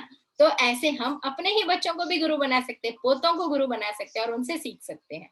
तो मेरे मम्मी पापा भी वही सबको बच्चों से सीख लेते हैं कुछ कुछ कुछ कुछ। तो मुझे बहुत अच्छा लगता है कि देखो इस उम्र में भी उनको सीखने की वो जो चाहत है वो खत्म नहीं हुई है, वो स्टूडेंट अभी तक जिंदा है। तो वो हमें भी अपने अंदर वो स्टूडेंट जिंदा रखना है और हमेशा आगे आगे आगे बढ़ते रहना है। अगला और अच्छा है और अच्छा है और अच्छा है। अपनी योग्यता, अपनी क्षमता, अपनी क्रियाशीलता, अपनी उपयोगिता कि हम हमेशा बनाए रहे, हम हमेशा किसी के यूज होते रहे। यूज ना होना, बुढ़ापे में हम देखते हैं ना कई लोग, अरे क्या कर रहे हो दादाजी, क्या कर रहे हो नाना जी, क्या कर रहे हो अंकल जी, पूछा तो कहते हैं हम तो दिन गिन रहे हैं, काट रहे हैं समय कैसे, तो हम बस इंतजार कर रहे हैं मौत का, मौत आती नहीं है। लेकिन तो फिर उस समय उतना समय कैसे काट रहे हो, अपने आप को उपयोगी बनाए रखा, कुछ ना कुछ नया सीखने के लिए अगर रखा, तो फिर वो दिन भी अच्छे से, प्रेम से, प्यार से और बहुत ही इज्जत के साथ में कटते हैं। वरना अरे ये तो क्या कुछ काम का नहीं है, ऐसे फीलिंग भी आ जाती है। तो वो फीलिंग हमको कभी नहीं लानी है, वो ना आए किसी और में हमारे लिए। तो हमें हमेशा कंटिन्यूअस बनाते रहना है, क्रियाशील बने रहना है, काम करते रहना है, कुछ ना कुछ काम करते रहना है, कुछ भी सीखे, चाहे बुढ़ापा आ जाए, चाहे कुछ भी हो जाए। तो उसमें नया टेक्नोलॉजी सीखे, नई बातें सीखे, कार चलाना सीख लें। अगर कुछ जो चीज हमने नहीं सीख पाए, जो इतनी उम्र में हम कुछ कर नहीं पाए, तो वो हम आगे करते चले जाएं। अच्छा, मुझे लगता है मेरा एक, हाँ, चांद्रायण तप रह गया इसमें, जो साधना हम कर रहे थे, तो उसमें चांद्रायण तप एक है। चांद्रायण में क्या है कि हमारे अंदर जितनी भी, जैसे मैंने कहा, बुराइयां हैं, उन बुराइयों को निकालना है। निकालेंगे कैसे? सब कहते हैं कि हाँ बुराई तो है, उसको निकाल देना है। निकाल देना means it is not like एक चीज उठाई यहाँ से और यहाँ से निकाल दी, ऐसे रख दी, ऐसे नहीं होता। हमारे अंदर जो बुराइयां हैं, तो उनको निकालने के लिए गायत्री साधना में एक बहुत ही सुंदर तप है, वो है चांद्रायण। और वो पूर्णमासी से पूर्णमासी तक, मतलब पूर्णिमा टू पूर्णिमा, 1 महीना पूरा इसमें हम कर सकते हैं। और ये मैंने किया है, मुझे बहुत अच्छा लगा। शुरू शुरू में डर लगता था कि अरे कैसे करेंगे, इतना 1 महीना खाना नहीं है, खाना कम करना है, ये कैसे होगा, ये तो नहीं होगा, पहले सोचा। फिर बाद में नहीं, उसके पीछे का मर्म जब जाना कि हमारे अंदर जो बुराइयां हैं वो इतनी आसानी से फटक से नहीं निकलती, उनको धीरे धीरे प्यार से थोड़ा थोड़ा करके निकालना है। तो और उसको, उसके लिए हमारा सबसे पहला इंपॉर्टेंट क्या होता है? टेस्ट, है ना। जैसे गायत्री ने कहा था कि टेस्टी टेस्टी खाना होता है, तो ठीक है, टेस्टी टेस्टी खाना है तो कुछ भी एक चुन लेना है, कोई भी एक, जो भी आप खाना खाते हो, जो टेस्टी खाते हो वही चुन लो, जितना टेस्टी खाते हो वही चुन लो। और फर्स्ट पूर्णिमा के दिन पूरा पूरा भरपूर प्लेट भर के खाना है। फिर उसके बाद उसका 1/16 पार्ट, जैसे एक छोटी सी कटोरी रख लो या जितना भी है, तो उससे हम, मैंने क्या किया था, मुझे मूंग बहुत अच्छी लगती है, तो मैंने कहा ठीक है मैं मूंग से करूंगी। और फिर पूरा प्लेट भर के, बहुत ज्यादा, क्योंकि अभी उपवास करना है तो पेट भर के खाना है, तो पूरा अंकुरित मूंग रख लिया। 16 मैंने छोटे कटोरियां रख लिए, 16 कटोरियां डालती थी और उसमें पूरे मसाले वसाले सब डाल के खाए स्टार्टिंग में। तो बाद में स्वाद जब पता चला तो स्वाद का धीरे धीरे किया, लेकिन फुल पूरा ऐसे 16 किए। फिर दूसरे दिन 15, फिर 14, 13, ऐसे करते करते धीरे धीरे कम करते गए। फिर कुछ नहीं लगा, हाँ अच्छा है। फिर एकदम बहुत ही मतलब हल्का फुल्का लगने लग गया, अंदर से भी, शरीर से जब हल्के हो गए तो फिर मन से भी हल्के होने लगे, पढ़ पढ़ के कि हाँ अच्छा, मेरे अंदर से ये बुराई निकल गई, ये बुराई निकल गई। फिर ऐसे करते करते अमावस्या के दिन बिल्कुल कुछ नहीं खाना है, कुछ नहीं खाना है, टोटल उपवास कंप्लीट। तो उस दिन सिर्फ दूध पे, सिर्फ दही पे ऐसे रहे। दही दही ज्यादा हित कर रहा मुझे, क्योंकि दही खाने से है ना भूख नहीं लगती। दही का ताक, छाछ जो कहते हैं, वो पी लिया ना तो फिर भूख नहीं लगती। 2-3 छाछ पी लो दिन में, मस्त पेट फुल भरा रहता है और तृप्त रहता है। और जो भी हम खाना खा रहे हैं तो उससे पहले जब बलिवैश्य कर लेते हैं, ये मैंने एक बहुत ही इम्पोर्टेंट है कि जब हमको क्रेविंग्स होती हैं, लेडीज को स्पेशली ज्यादा होती है। रात के 12-1 बजे भी चाहे 2 बजे, हमको रात का फर्क नहीं पड़ता, जब मन किया तब खाना स्टार्ट हो जाता है। या जब अकेलापन लगता है, कोई मतलब साथ नहीं है, किसी से मन की बात कुछ कहनी है और कोई सुनने वाला नहीं है, तो उस समय हमारा सबसे प्यारा दोस्त हमारा खाना ही होता है, हमारा भोजन होता है। तो हम खाने लग जाते हैं, तो हमको लगता है कि हाँ, हमको दोस्त मिल गया, अंदर कोई घुस गया हमारे। तो ऐसे जब धीरे धीरे करते हुए अपना खाना मैंने कम किया, फिर उसके बाद उसके साथ में अपनी वो बुराई को कम की, तो तब हल्कापन लगने लगा, अंदर से भी, मन से भी। फिर समझ में आया कि हाँ, इसीलिए ये चंद्रायण तब कहा गया है। और उसके साथ साथ में गायत्री मंत्र का जप, फिर गायत्री मंत्र के जप के साथ में स्वाध्याय करना, फिर ये सारी वीडियोस अच्छी अच्छी देखते रहना, क्लासेस में आते रहना, सबसे बात करना। तो इन सब से वो समझ में आया कि हाँ, अपनी बुराइयों को क्यों कम करना है, उसका प्रायश्चित क्यों करना है।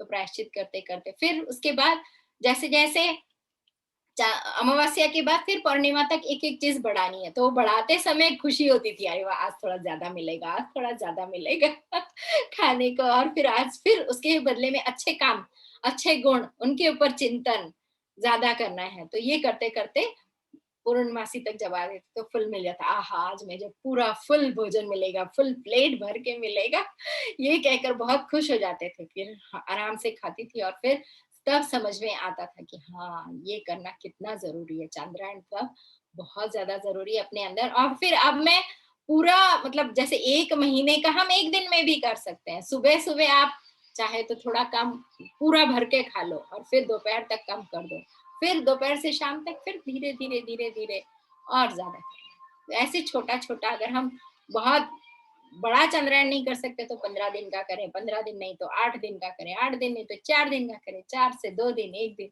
ऐसे शुरुआत तो करें अपने अंदर की बुराइयों को निकालना और फिर उसके बदले में अच्छाइयों को स्थापित करना। जब ये कॉन्सेप्ट समझ में आ जाएगा, 1 बार, 2 बार, 3 बार, बार बार जब हम कर करके, तो अब ये कॉन्सेप्ट समझ में आया कि हर थॉट में, हर विचार में, हर सांस में हमारे अंदर जो ऑक्सीजन आ रही है, नेगेटिविटी को हमको नहीं लाना है, पॉजिटिविटी अंदर लानी है और नेगेटिविटी को बाहर छोड़ना है। यही चंद्रायण है। तो ये समझ में आ गया। सभी को बहुत बहुत प्रणाम। जय गुरुदेव। बाबूजी प्रणाम। जी जी, बहुत बहुत धन्यवाद। आपने आपने अनुभवजन्य तथ्यों के द्वारा जो है ये तपश्चर्या को समझाया है, इससे बहुत ही नए सूत्र मिले। और गायत्री को भी बहुत बहुत धन्यवाद। ये गायत्री हमारे ग्रुप में मुझे लगता है कि उम्र में सबसे छोटी टीचर है, लेकिन आत्मिक प्रगति इनकी बहुत अच्छी है, अच्छे साधकों की तरह ही इनकी आत्मिक प्रगति है। तो इसके लिए इसका श्रेय भी आपको ही जाता है कि आपने किस तरीके से जो है अपना इनको संस्कार देके और जो गुरुदेव के हीरे आप तैयार कर रही हैं, तो ये बहुत बड़ी बात है। अब इसमें बाबूजी को मैं इसमें आमंत्रित करते हैं और बाबूजी अब हमें अपना आशीर्वाद दें। और कोई भी क्वेश्चंस हो तो उसमें जो है ये हम लोग क्वेश्चंस भी ले सकते हैं। जी बाबूजी।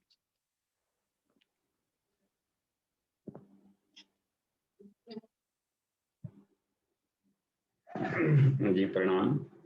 और पद्मा दी को बहुत बहुत आभार। एक सधी हुई तपस्विनी साधक हैं और एक बहुत ही अच्छा परफेक्ट गार्जियन भी। तो इनसे बहुत कुछ मिलता है, हमें भी पुणे में बहुत कुछ सीखने को मिला। तो इतना जुझारू और स्ट्रगलर जो आदमी जीवन जीता है, तो स्ट्रगल अपने आप में टफ होता है, जिसको तितिक्षा हम लोग बोलते हैं, कर्षण बोलते हैं। तो जो लाइफ में जितना स्ट्रगल किए रहता है वो अपने सारे अनुभवों को अपने साथ में संजोए रहता है। हमें अच्छा स्ट्रगलर बनना चाहिए और वो स्ट्रगल होना चाहिए स्व और पर कल्याण के, आत्म कल्याण, लोक कल्याण, बस ये 2 टारगेट होते हैं। तो गायत्री का भी अनुभव, अब देखिए जब यंगस्टर अपने अनुभव देने लगे इन तपस्याओं पर और साधनाओं पर, तो लगता है कि उज्जवल भविष्य की संभावना बहुत करीब है। और बिल्कुल फ्रीली हर कोई को बेबाक बोलना चाहिए अपने अनुभव कि हमारे थॉट से ये होता है, ये होना चाहिए, तब उसमें बात में कुछ न कुछ कंक्लूजन आएगा। तो ये ऐसा मंच है कि हम लोग बिल्कुल बेबाक अपने अनुभव को शेयर करें और हर पार्टिसिपेंट्स को अपने को तैयार रखना चाहिए कि खुद का हमारा क्या अनुभव है इस प्रैक्टिकल को किए तो, और तब उसमें बहुत कुछ नई चीजें मिल जाती है जो कि कॉम्पिटिटिव स्टडी में काम आता है, रिसर्च में। धन्यवाद दोनों माँ पुत्री को। और देखिए प्रश्नोत्तरी में कुछ है तो हम लोग उस पर बातचीत करें, और साथ में पद्मा देवी रहेंगे क्योंकि इनकी कक्षा है आज, तो ये बहुत कुछ उत्तर देंगे और हम भी साथ में हैं। तो देखिए तो अमन जी कोई चैटिंग में या हैंड? हाँ, तो इनका वीरेंद्र प्रसाद जी का प्रश्न है, प्रज्ञा योग व्यायाम से क्या बंध भी लगता है? एक्जिमा के लिए क्या इलाज है? ऐसा कुछ लिखा है उन्होंने। एक तो उन्होंने एक्जिमा के लिए देखिए परम गुरुदेव का एक वांग,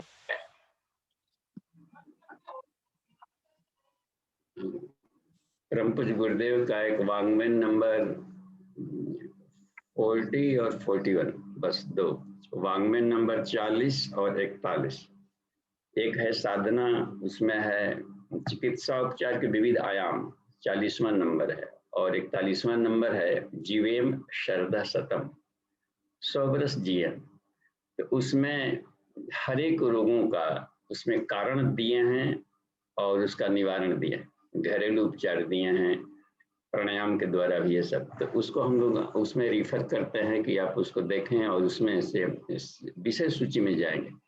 उसमें छाजन शब्द बोलता है, एक्जिमा को छाजन भी कहते हैं, तो छाजन होगा ब्रैकेट में एक्जिमा लिखा होगा, तो उसमें देख लेंगे 5 ऑप्शंस दिए रहते हैं कि ये नहीं तो ऐसा कर ले, ऐसा कर ले, उसको प्रैक्टिकल करके देखेंगे।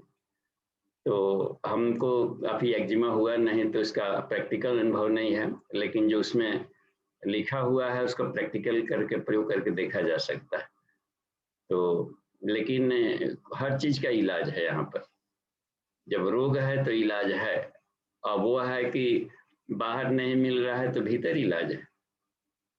भीतर में चूंकि एक बिल्कुल ही निरोग सत्ता बैठी हुई है, आत्म सत्ता, उसको कभी भी किसी काल में किसी भी समय में रोग नहीं होता।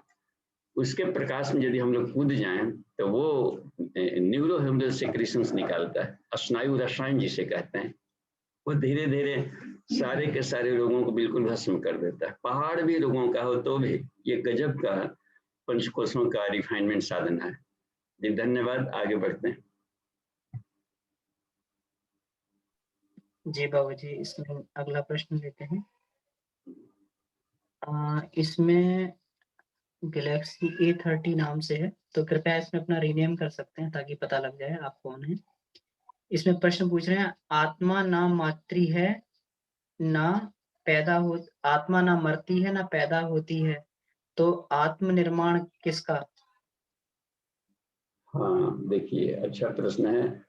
और ये आत्मा न मरती है न जन्म लेती है, ये हमारा कहना नहीं है, यह गीता में भगवान श्री कृष्ण ने कहा है, जो कि जगत गुरु है, वंदे कृष्णम जगत गुरु, तो उनका कहना है और सारे उपनिषदों का कहना है। यह न जायते मृते वा कदाचित नायम भूतवा भविता वा न भूया, तो उसको न कभी जन्म लेता है, न कोई प्रकट होता है, न कभी उसके द्वारा कोई प्रकट करता है। और अजो शास्त्र तो उसमें नित्यम पुराणम न हन्यते हन्यमाने शरीर, तो शरीर नष्ट होने पर अब लग गया कि फिर सुधार किसका? तो आत्मा हम लोग नहीं है, जीवात्मा है। यदि आत्मा पर कोई कवरेज डाल दिया जाए मान्यताओं का, लोभ का, मोह का, अहंकार का, ये सब दिखता नहीं है, ये सब ट्रांसपेरेंट होते हैं। वो मन के वो रेडिएशन है, सब आभा मंडल बायोमैग्नेटिक होता है ये सब। तो ये सब के लेयर जो दिखता नहीं है, एस्ट्रल बॉडी है, तो उसमें जो हमने इसमें डाल दिया है कवरेज, तो हमारा नाम बदल जाएगा, अब जीवात्मा कहलाएगा। तो उसमें छिलके में जो पड़ा है, तो 5 लेयर है, इसमें 5 लेयर के ही कमियों को हटाया जाता है। ये ट्रांसपेरेंट शीशे की तरह ईश्वर ने इसको डालने की व्यवस्था प्रकृति द्वारा करा दी। उन्होंने तो अपना एक ओम बहुश्याम पार्टिकल्स निकाला, लेकिन माँ का क्या करती है कि उसके कवरेज देती है। तो प्रकृति ने 5 लेयर का एक कवरेज दे दिया है, कवर, ताकि उसकी सुरक्षा, और इतनी मजबूत कवर है यह पूरे विश्व की कोई भी शक्ति इसको छेद नहीं सकती, इसको इस पर विजय नहीं, इसलिए अयोध्या कहा गया इसको। अयोध्या देवानाम पुर्योध्या, बस तो उसमें देवताओं की नगरी है यह और अयोध्या नगरी है।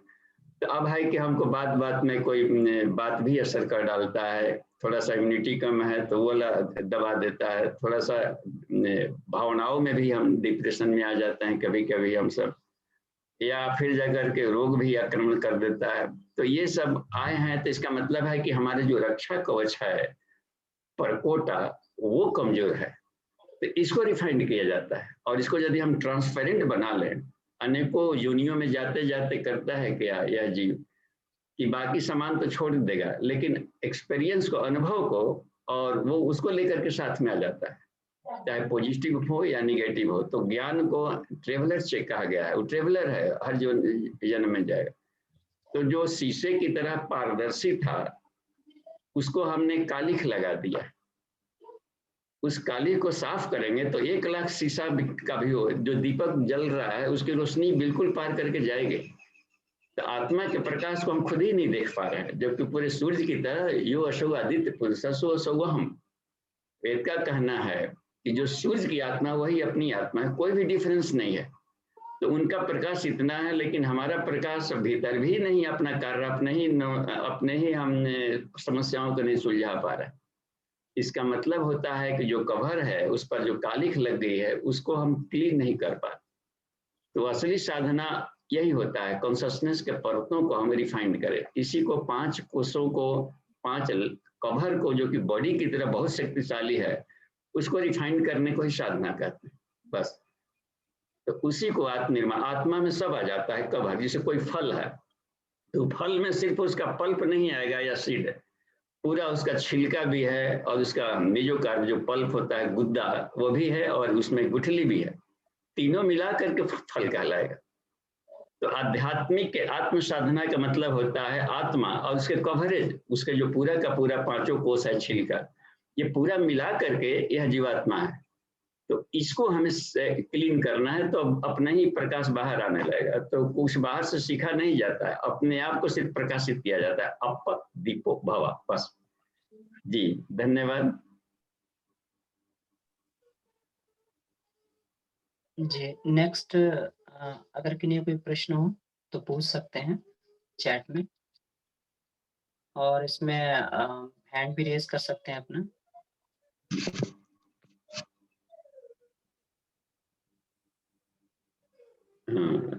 देखिए राधे श्याम शर्मा जी का हैंड रेज है।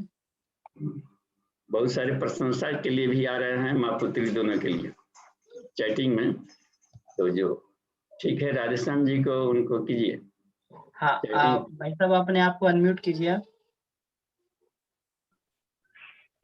जी जी प्रणाम भाई साहब। जी भाई साहब प्रणाम।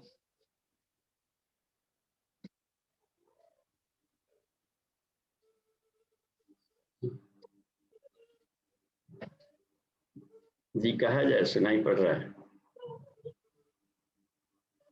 उनका वो देखिए अपने आप को स्पीकर नहीं खोल पा रहे।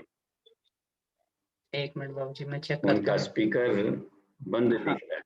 हाँ अभी शायद बंद हो गया था, फिर दोबारा आप खोल लीजिए भाई साहब अपना स्पीकर। आप खोल लीजिए। हाँ मैं ये जानना चाह रहा था कि जब मैं यहाँ से नॉर्थ में वापस घर जाता हूँ ना देहरादून, तो मुझे वहां पर अचानक ठंड लगती है और जाड़े के साथ में बहुत तेज मतलब कंपाई छूट जाती है और ये 2-3 दिन तक रहता है। तो इस बार क्या हुआ कि मुझे ये लगा कि ये जो बुखार है ये हो सकता है कुछ वायरल या कुछ कोरोना से संबंधित हो सकता है, तो प्रिकॉशन लेना पड़ा, दवाई खानी पड़ी। तो ये हमेशा होता है जब भी मैं नॉर्थ जाता हूँ तो मेरे को ये प्रॉब्लम आती है कि सर्दी लग जाती है अचानक, जैसे जमीन में पैर रखा या पानी डाल दिया पैर में या कुछ किसी भी टाइम अचानक एक झटका लगता है, बहुत ठंड लगती है। तो इसमें ऐसा क्यों होता है मेरे साथ? देखिए शरीर की ऐसी क्षमता है राजश्याम जी कि ये इसमें सर्कैडियन सिस्टम से काम करता है बॉडी, लयबद्धता है इसमें। किसी माहौल में हम रह जाएंगे 1 सप्ताह भी तो वो उसमें उस माहौल में एडजस्ट कर जाता है, और उसके एंटी माहौल में यदि हम कहीं जाएंगे तो उसके साइड इफेक्ट आते ही आते हैं। तो उसके लिए हाँ, उसके हर एक कोई को आता है, केवल अपने को नहीं, हम सबको आता है ऐसा। तो इसी के लिए ये इसमें जो एक तपस्या में था तितिक्षा, तो इसी को सहने 100 का ऑब्जर्वर अपने आप को बनाया जाता है। तो प्राणायाम की मात्रा बढ़ा दिया जाए, उसमें खासकर कुंभक, तो वो इस एलर्जी को नहीं होने देगा। और उसमें एलर्जी को हटाता है सूर्य भेदन भी, यानी हीट प्रोड्यूसिंग। तो हीट प्रोड्यूसिंग अपने आप को बना लेंगे, या तन्मात्रा साधना भी मेंटल औरा मंडल में यदि अपने आप को बना दिया है कि अपने आप को हम हीटिंग, जहाँ कोल्ड में जा रहे हैं तो अपने का ठीक एंटी, अपने को हीट वाला लेयर्स बना लें। तो ये प्राणमय और मनोमय कोष का खेल है सिर्फ, उसको थोड़ा सा स्ट्रॉन्ग करने की जरूरत है। तो थोड़ा इसके कम झटके आएंगे और उसका प्रिकॉशन बदल लिया जाए। जहाँ जा रहे हैं ठंडे में तो स्वेटर वगैरह ले लिया जाए, कुछ का इस्तेमाल कर लें। और जब मालूम हो गया है कि इससे हमको एलर्जी हो रही है तो पहले से तैयारी कर लिया जाए। हमको पहली बार जब हिमालय यात्रा में जा रहे थे तो हम इधर था 45 डिग्री टेम्परेचर, तो फिर वहाँ जाना था उस वाले एरिया में, चरक ऋषि वाले क्षेत्र में, तो अनुमान नहीं था कि वहाँ पर इतना ठंडा उस समय में, वो कहा जाए जून के महीने में। तो जाते समय अपने जो सीनियर मित्र थे उन्होंने कहा कि स्वेटर ले लो मजबूत, इतना हमारे पास तो उतना था नहीं, लेकर गए थे तो अपना वाला दिए, काफी मोटा लबादा टाइप का। जब वहां पर पहुंचे तो वो भी कम पड़ रहा था, एक रजाई ओढ़ना, 2 ओढ़ना भाड़े पर मिलता था, 3 फिर भी छेद करके चला जाता था और दलदली कपकपी हो जाती थी। तो वो आदत नहीं था, अचानक सडन चेंज हो गया। अब इस बार भी पिछले साल गए थे तपोवन वाले एरिया में, तो यहाँ पर कहाँ 45 और 44 से करीब अधिक ही टेम्परेचर था और सडन -, डिग्री में चले गए। तो फोड़े की तरह शरीर पर उसका साइड इफेक्ट होने लगा। फोड़े का मतलब होता है कि झुलसने जैसा होने लगा और क्रैकिंग होने लगा चेहरे पर। तो टेम्परेचर का असर है तो पदार्थ है, तो पदार्थ पर असर करेगा, वो तो पार्टिकल फिजिक्स है, तो वो अपने ढंग का अपने केमिस्ट्री से काम करेगा। लेकिन भीतर वाला चूंकि स्ट्रॉन्ग था, उसमें भी हम अपने तन्मात्रा साधना से सबको सह लिए और उसमें भी बिल्कुल खुले शरीर से हमने महामुद्रा करके देखा कि कोई दिक्कत नहीं पड़ रही। लेकिन लंबे समय तक नहीं कर सकता क्योंकि माइंड ही फ्लक्चुएशंस करता है। तो लेकिन यह है कि काफी रेजिस्टेंस पावर बढ़ जाता है और वो काम आता है एडवर्सिटीज में। जी धन्यवाद, आगे बढ़ते हैं। धन्यवाद, प्रणाम जी। और देखिए तो चैटिंग में है कोई? जी बाबूजी, इसमें आगे प्रश्न है, सत्यपाल जी का प्रश्न, मैं अभी पढ़ रहा हूँ इसको। तो इन्होंने प्रश्न पूछा है, अच्छा प्रश्न है। माँ पुत्री को इतना सुंदर सुव्यवस्थित व्याख्या देने के लिए साधुवाद। मेरा प्रश्न थोड़ा कंट्रोवर्शियल है, लेकिन फिर भी इनका अच्छा प्रश्न है, बहुत बढ़िया। आजकल के परिप्रेक्ष्य में वर्तमान संतति को इस बात का विश्वास दिलाना कि सेक्स नहीं तो सिर्फ संतति उत्पत्ति के लिए ही यूज करें, एंटरटेनमेंट के लिए नहीं, असंभव सा होता है। आज की जनरेशन ओशो को भी ज्यादा इसीलिए फॉलो करती है क्योंकि उसका प्रवचन ज्यादा अपील करता है। परमानंद, अखंडानंद, ये सिर्फ सेक्स करने का ही नाम होता है। जी बाबूजी। जी धन्यवाद सत्यपाल जी को, और प्रशंसा किया आपने इन दोनों आज के प्रशिक्षक का, इसके लिए भी धन्यवाद। और ये प्रश्न बहुत यथार्थ है, इसका उत्तर आध्यात्मिक काम विज्ञान में है। तो आज के युवा जनरेशन को उसको जरूर पढ़ना चाहिए, the scientific concept of spiritual sex. तो उसको पढ़ेंगे तो दोनों में भाष्य भी उसका अंग्रेजी में हुआ है। और ये तो जो सरल पढ़े, तो गुरुदेव ने चूंकि हिंदी में लिखा है तो वो बिल्कुल ही सटीक बैठता है, वैसे शब्दावलियां अंग्रेजी में नहीं मिल पाती हैं, तो उसको हम लोग बार बार पढ़ें। उसमें दिया है कि आध्यात्मिक काम विज्ञान का अर्थ होता है कि निर्मल सामीप्यता, मेल फीमेल में निर्मल सामीप्यता, ठीक है। अब रह गया जहां तक कि न्यूली मैरिड कपुल के बारे में लिखा है उन्होंने कि जो न्यूली मैरिड कपुल हैं वे अपने वीर्य का सदुपयोग दाम्पत्य जीवन को सुखमय बनाने के लिए भी कर सकते हैं, थोड़ी सी छूट दिया है। लेकिन उसका मतलब ये नहीं कि अपने आप को फुलझड़ी की तरह अब उसको अति की तरफ जाए। तो इसका डिमार्केशन और बाउंड्री लाइन वो दोनों दंपति को ही तय करना होगा। और अन्य अवस्थाओं के लिए उसमें यह है, तो उसमें जरूर निश्चित रूप से बढ़ता है।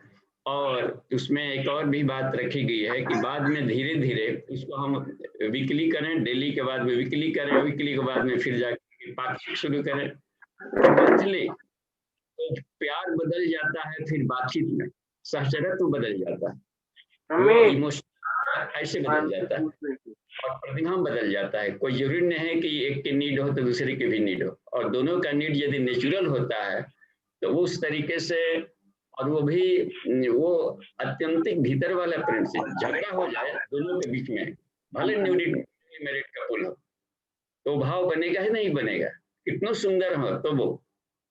तो इसका मतलब ये बनता है कि सारे इमोशनल होते हैं, और इमोशनल को यदि हमारा उद्देश्य है कि अखंडानंद बोधाया, तो उसमें हम वाङ्मय नंबर 15 है जिसमें सावित्री कुंडलिनी तंत्र, उसी में आध्यात्मिक काम विज्ञान का भी चैप्टर मिलेगा, चौथा वाला।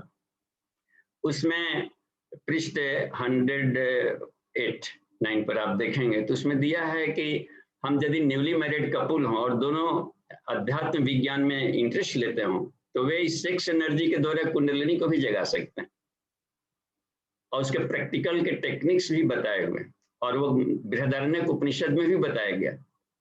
तो उसको किस तरीके से एक्साइटमेंट के बाद में जब आती है बात, तो उस हालत में अपने आप को बिल्कुल स्टेगनेंट करके कैसे मेडिटेशन में जाया जाए, एरेक्ट कपुल भी उसको उसमें बिल्कुल ही शानदार टेक्निक से उसमें हिंट्स दिए गए, जिसका इन्होंने स्वामी सत्यानंद सरस्वती ने अपने ईश्वर दर्शन वाले में थोड़ा सा और भी स्पष्ट करके उसको दिया।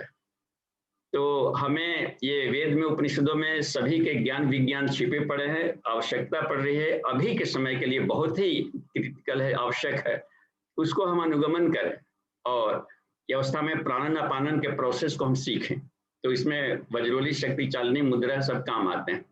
जी धन्यवाद। अपने आप को बचाना बहुत जरूरी होता है, और लाइफ भी इंजॉय में बीते, उसकी मनाही नहीं है, लेकिन संयमित प्रयोग करना। इसमें मैं ऐड करना चाहूंगी कि हमारी रिस्पॉन्सिबिलिटी है कि हम क्या दिखा रहे हैं एंटरटेनमेंट के नाम पे। मतलब मैं भी एनिमेशन डायरेक्शन कर रही हूँ, तो मेरा भी काम है मूवी बनाना, तो लेकिन ये नहीं है कि हम गलत चीजें दिखाएं। आपको जैसा दिखाया जाएगा आप वैसा सीखोगे। तो हमारी जनरेशन को अच्छा दिखाया नहीं गया, तो इसलिए उनका वैसी मेंटालिटी शेप हो गया। अगर हम अच्छी चीजें दिखाएंगे, उसको कैसे ऊपर लेके जाना है वो सब दिखाएंगे, तो वो भी शेप होगा, ऐसे नहीं है कि नहीं होगा। तो ये चीजें मुझे अभी पता चल रही है। तो मतलब गुरुदेव के भी बुक्स में लिखा हुआ है कि एंटरटेनमेंट इंडस्ट्री ही है जो सोसाइटी शेप करती है, और सोसाइटी इनडायरेक्टली एंटरटेनमेंट शेप करती है, क्योंकि वही लोग फिर बनाते हैं वैसे ही मेंटालिटी के साथ, तो वही बनाएंगे ना। इसलिए अच्छे लोग अगर अच्छी चीजें बनाएंगे तो वो आगे भी जाता रहेगा। धन्यवाद। गुरुदेव ने वाक्य 15 में ही एक जगह पे कहा है कि समानांतर है ना, एक ये एंटरटेनमेंट इंडस्ट्री बनाई है, कि जो ऑलरेडी चल रही है वो लोग अपने आप को चेंज नहीं करेंगे, है ना। तो उसके साथ में एक अगर हम समानांतर वो इंडस्ट्री तैयार करेंगे जो एक नई सोच देगी, एक नया आयाम देगी सोचने के लिए लोगों को, कि हाँ हमको ऐसा बनना है, ऐसा करना है, ये सही है, ये गलत है। तो ये बात अगर जब समझ में आ जाती है तो फिर आराम से सब कुछ करने लग जाएगा। और एक बात और ऐड करूंगी कि जैसे हम छोटा बच्चा होता है तो उसको एक खिलौना देते हैं, वो नहीं छोड़ता है, वो बोलता है नहीं मुझे यही खिलौना चाहिए, यही चाहिए। तो उसको उससे बड़ा वाला खिलौना दे दो ना, तो वो छोटा अपने आप छोड़ देता है, फिर वो बड़ा वाला खिलौना लेता है। तो ऐसे ही इसमें भी अगर हम उसको जो आनंद यहाँ पे मिल रहा है अगर हम दिखा रहे हैं, तो वो सोचेगा कि यही आनंद है, यही चाहिए। अगर उसको बड़ा आनंद बता दे, जैसे पंचकोश की साधना करनी है, आपको अपने हेल्थ को अच्छा करना है, अपनी बुद्धि को और विकसित करनी है, या अपने आप को और आगे बढ़ाना है ना, अपने हेल्थ को बचा के रखोगे तो आगे बढ़ सकोगे। और उससे बड़ा लक्ष्य जब हम दे देते हैं उसको, तो ये छोटा लक्ष्य अपने आप दब जाता है, अपने आप छूट जाता है, उसको छोड़ने की जरूरत नहीं पड़ती। प्रणाम।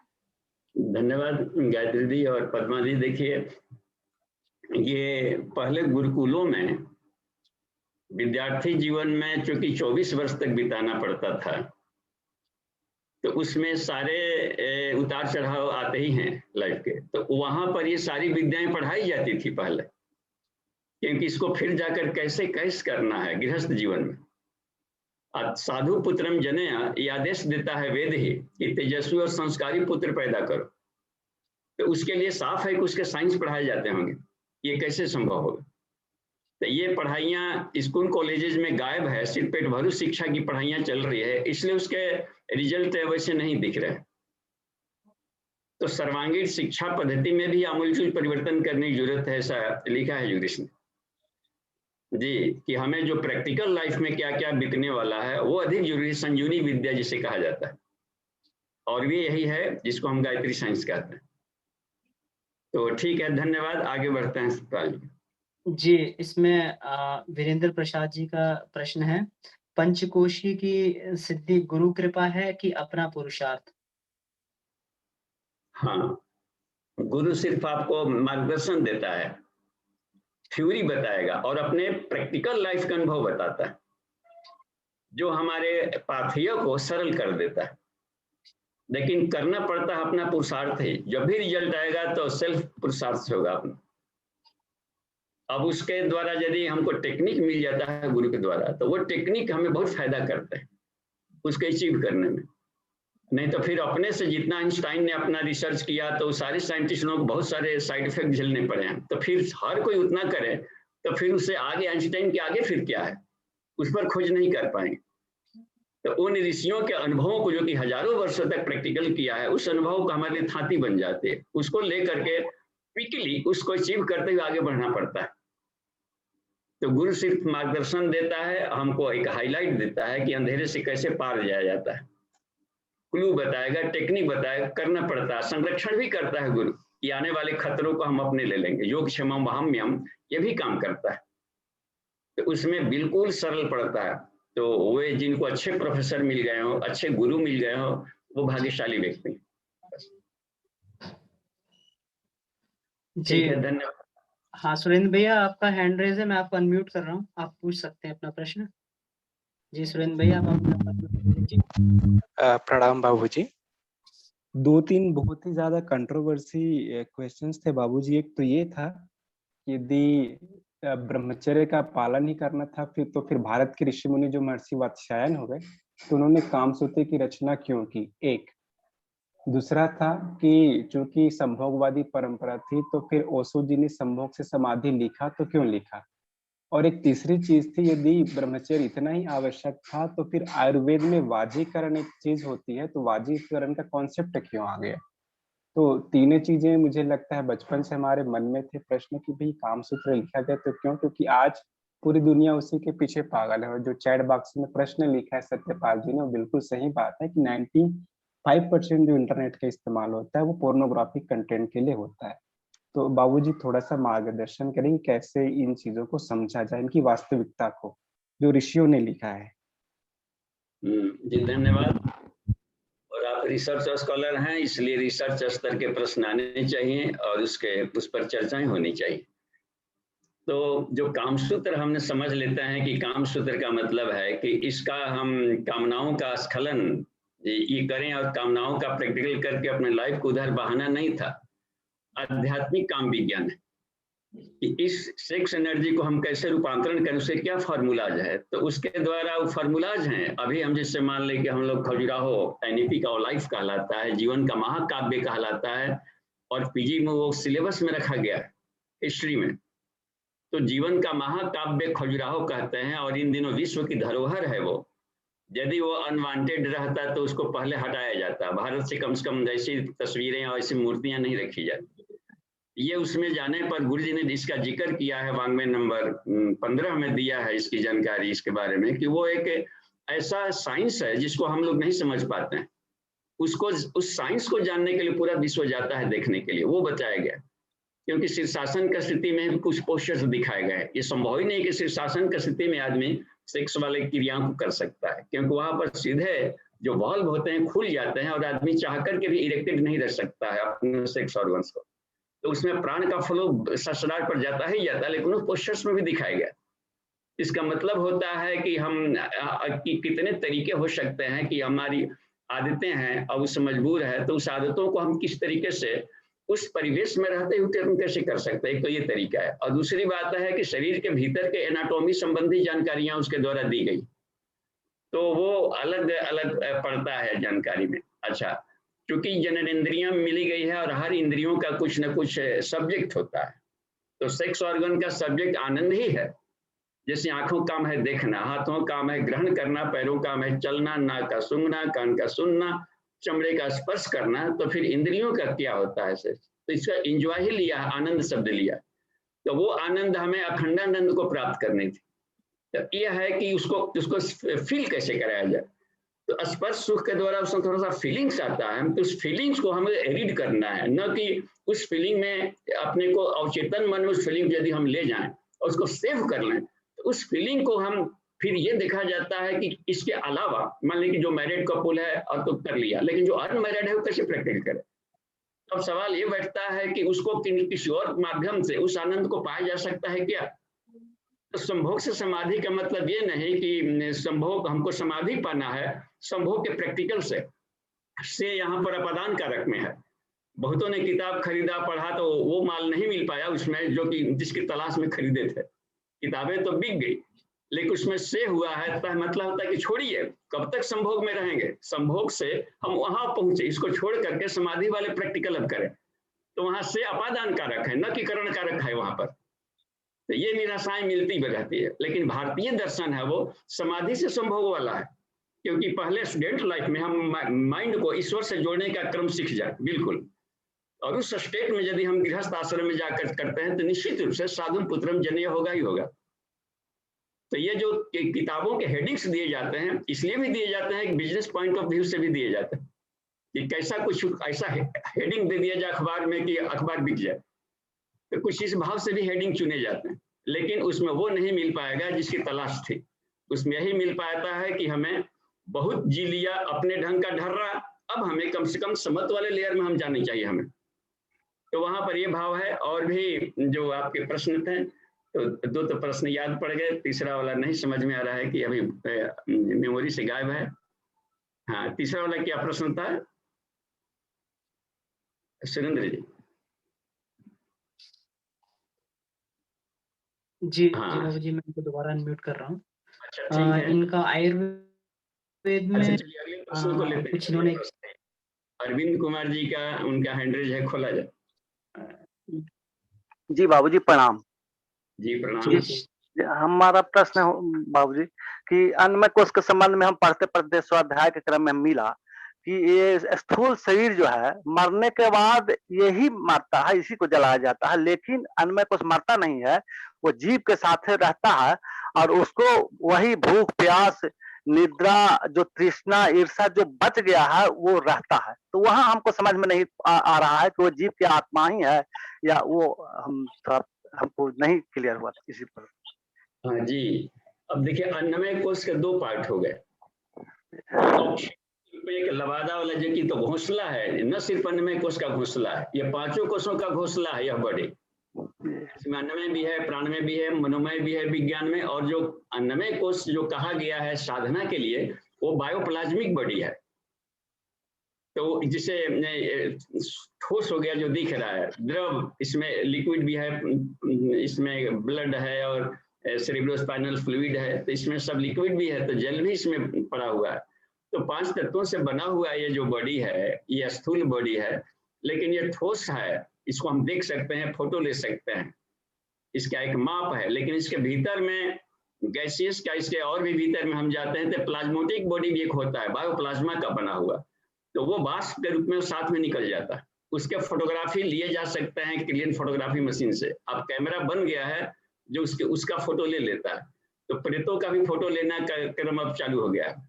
तो जब ये मालूम हो गया तो समझ में आने लगा कि वो existence of ghost on the earth. ये 74 में नवभारत टाइम्स वार्षिकांक निकला था, तो विश्व के वैज्ञानिकों ने मुहर लगाई थी इस पर, जब तक से मशीनों से फोटो लिए जाने लगा सूक्ष्म शरीर का। इसी को छाया शरीर कहते हैं। अब ये इसको रिफाइंड कर देंगे तो एस्ट्रल बॉडी में जाएगा, जिसको बायो इलेक्ट्रिक कहें, बायोस्ट्रल कह देते हैं। उसमें बढ़ते बढ़ते जा उसका फोटो नहीं ले पाता है मशीन, कॉस्मिक बॉडी का नहीं ले पाता। हम रिफाइंड करते हैं तो वो काम आ जाती। यदि वो भाष के रूप में नहीं ले गया रहेगा तो मेंटली कोई ऋषि प्रकट नहीं हो सकता, अपने को फिजिकल बॉडी में नहीं ले आ सकता। तो उसी के द्वारे पर जहां चाहते हैं, जब भी दादा गुरु चाहते गुरु जी के सामने प्रकट हो जाते थे, या कुछ गुरुदेव कहीं प्रकट हो गए और फिर हेल्प किया फिर गायब हो गए। तो ये वाली काम कर तभी हो सकता है जबकि वाष्प के रूप में उसके मेंटल के द्वारा, प्रकृति के द्वारा कहीं भी इकट्ठा कर सकता है, जानवर के रूप में कोई अपने को बना ले, कुछ कर ले। इसका भी साइंस है जो कि पहले पढ़ाया जाता था। तो अब है कि बाहर जो निकला है वो बायोप्लाज्मिक बॉडी निकलता है, 5 बॉडी का। अब जैसे मान लीजिए इस शरीर में हाथ है, पैर है, तो हाथ पैर भी मरने के साथ में जाता है। तो ये इस टाइप का नहीं जाएगा, हाथों की वृत्तियां चली जाएगी, ग्रहण वृत्ति चला जाएगा, गमन का वृत्ति चला जाएगा। जैसे सपने में हम लोग ड्रीम देख रहे हैं, मान लीजिए कि सो करके सपना देख रहे हैं, तो एक हाथ पैर तो यहाँ लुढ़क करके पड़ा हुआ है, लेकिन उसमें भी सपने में भी हम लोग हाथ पांव से खाते पीते और खूब कूदते नजर आ रहे हैं। वहां वाला कौन सा हाथ है? तो बायोप्लाज्मिक बॉडी अपने साथ में लेकर के घूमते रहता है उसको, तो उसको साथ में लेकर जाते हैं कि वृत्ति के रूप में जाता है। तो सारी कर्मेंद्रियां भी विलीन हो जाती है प्राण में, ज्ञानेंद्रियां भी प्राण में विलीन हो जाएगी, और इस तरीके से प्राणों का एक औरा लेकर के यह जीवात्मा चल पड़ता है दूसरे बॉडी के तलाश में। हाँ, लगता है कुछ।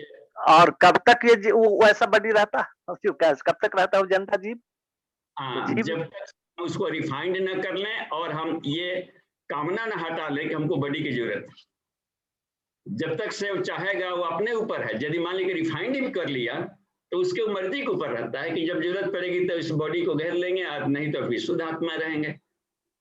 तो उसकी मर्जी, उसकी कामनाएं के आधार पर वो काम करती है, संकल्प शक्ति, विल पावर। और यदि वो बंधनकारी है, अभी तक से सफाई नहीं किया है, तो वो उसको बांध करके जीवात्मा को ले जाएगा अन्य योनियों में।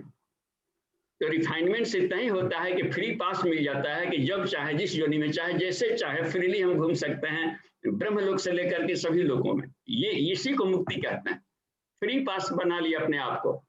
और बंधन वाला होता है कि नहीं, आप कर्मफल की व्यवस्था में बंधे बंधाए जंजीर की तरह भटकते रहेंगे, अपना उस पर नहीं चलेगा डोमिनेंसी।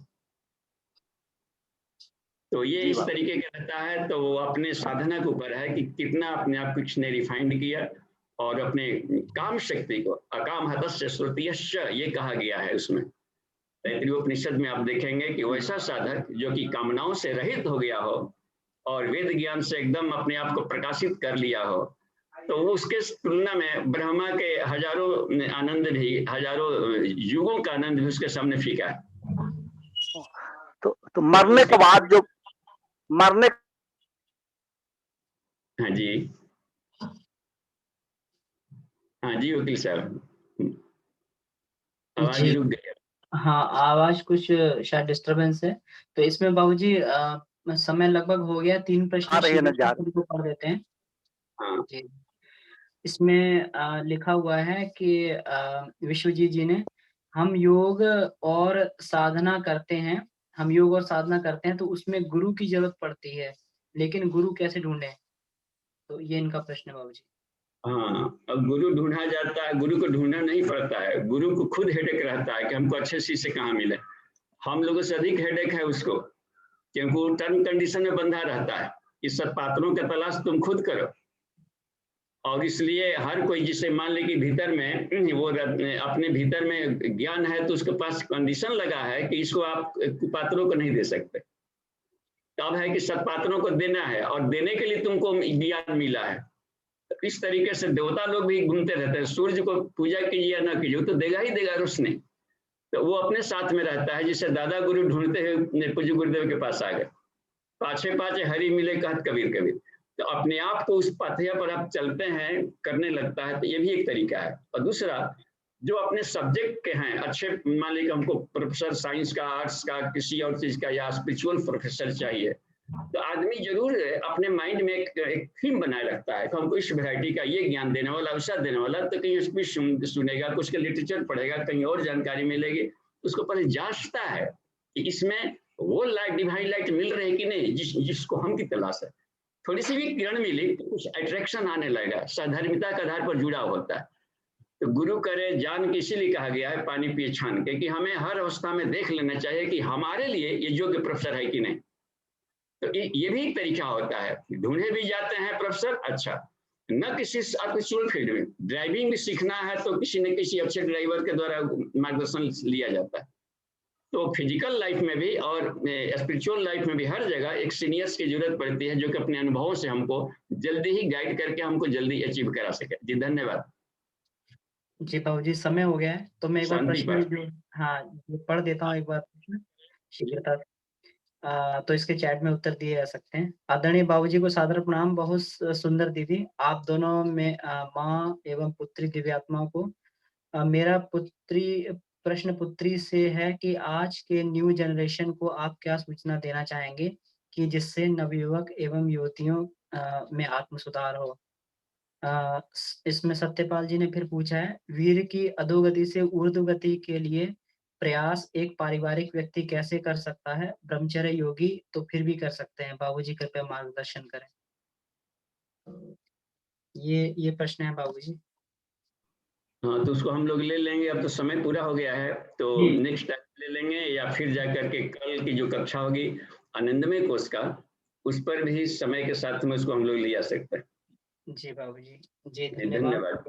हाँ, जो प्रश्न शेष रह गए उसको कल के लिए रखें, या फिर नेक्स्ट क्लासेज के लिए, या फिर जी या धन्यवाद ग्रुप में अपने अनुभव शेयर कर सकते हैं अन्य प्रशिक्षक। जी जी जी जी। तो ग्रुप में अपने प्रश्न को डाल सकते हैं, तो इस पर आप लोग ग्रुप में रिटर्न में चर्चा कर सकते हैं। तो जी बहुत बहुत जी, सभी कक्षा को समिति समय पूरा हो गया। जी। जी इसमें धन्यवाद। जी, और पद्मा दीदी को गायत्री को बहुत बहुत धन्यवाद। आइए शांति पाठ करें। ओम शांति शांति शांति। समाप्त।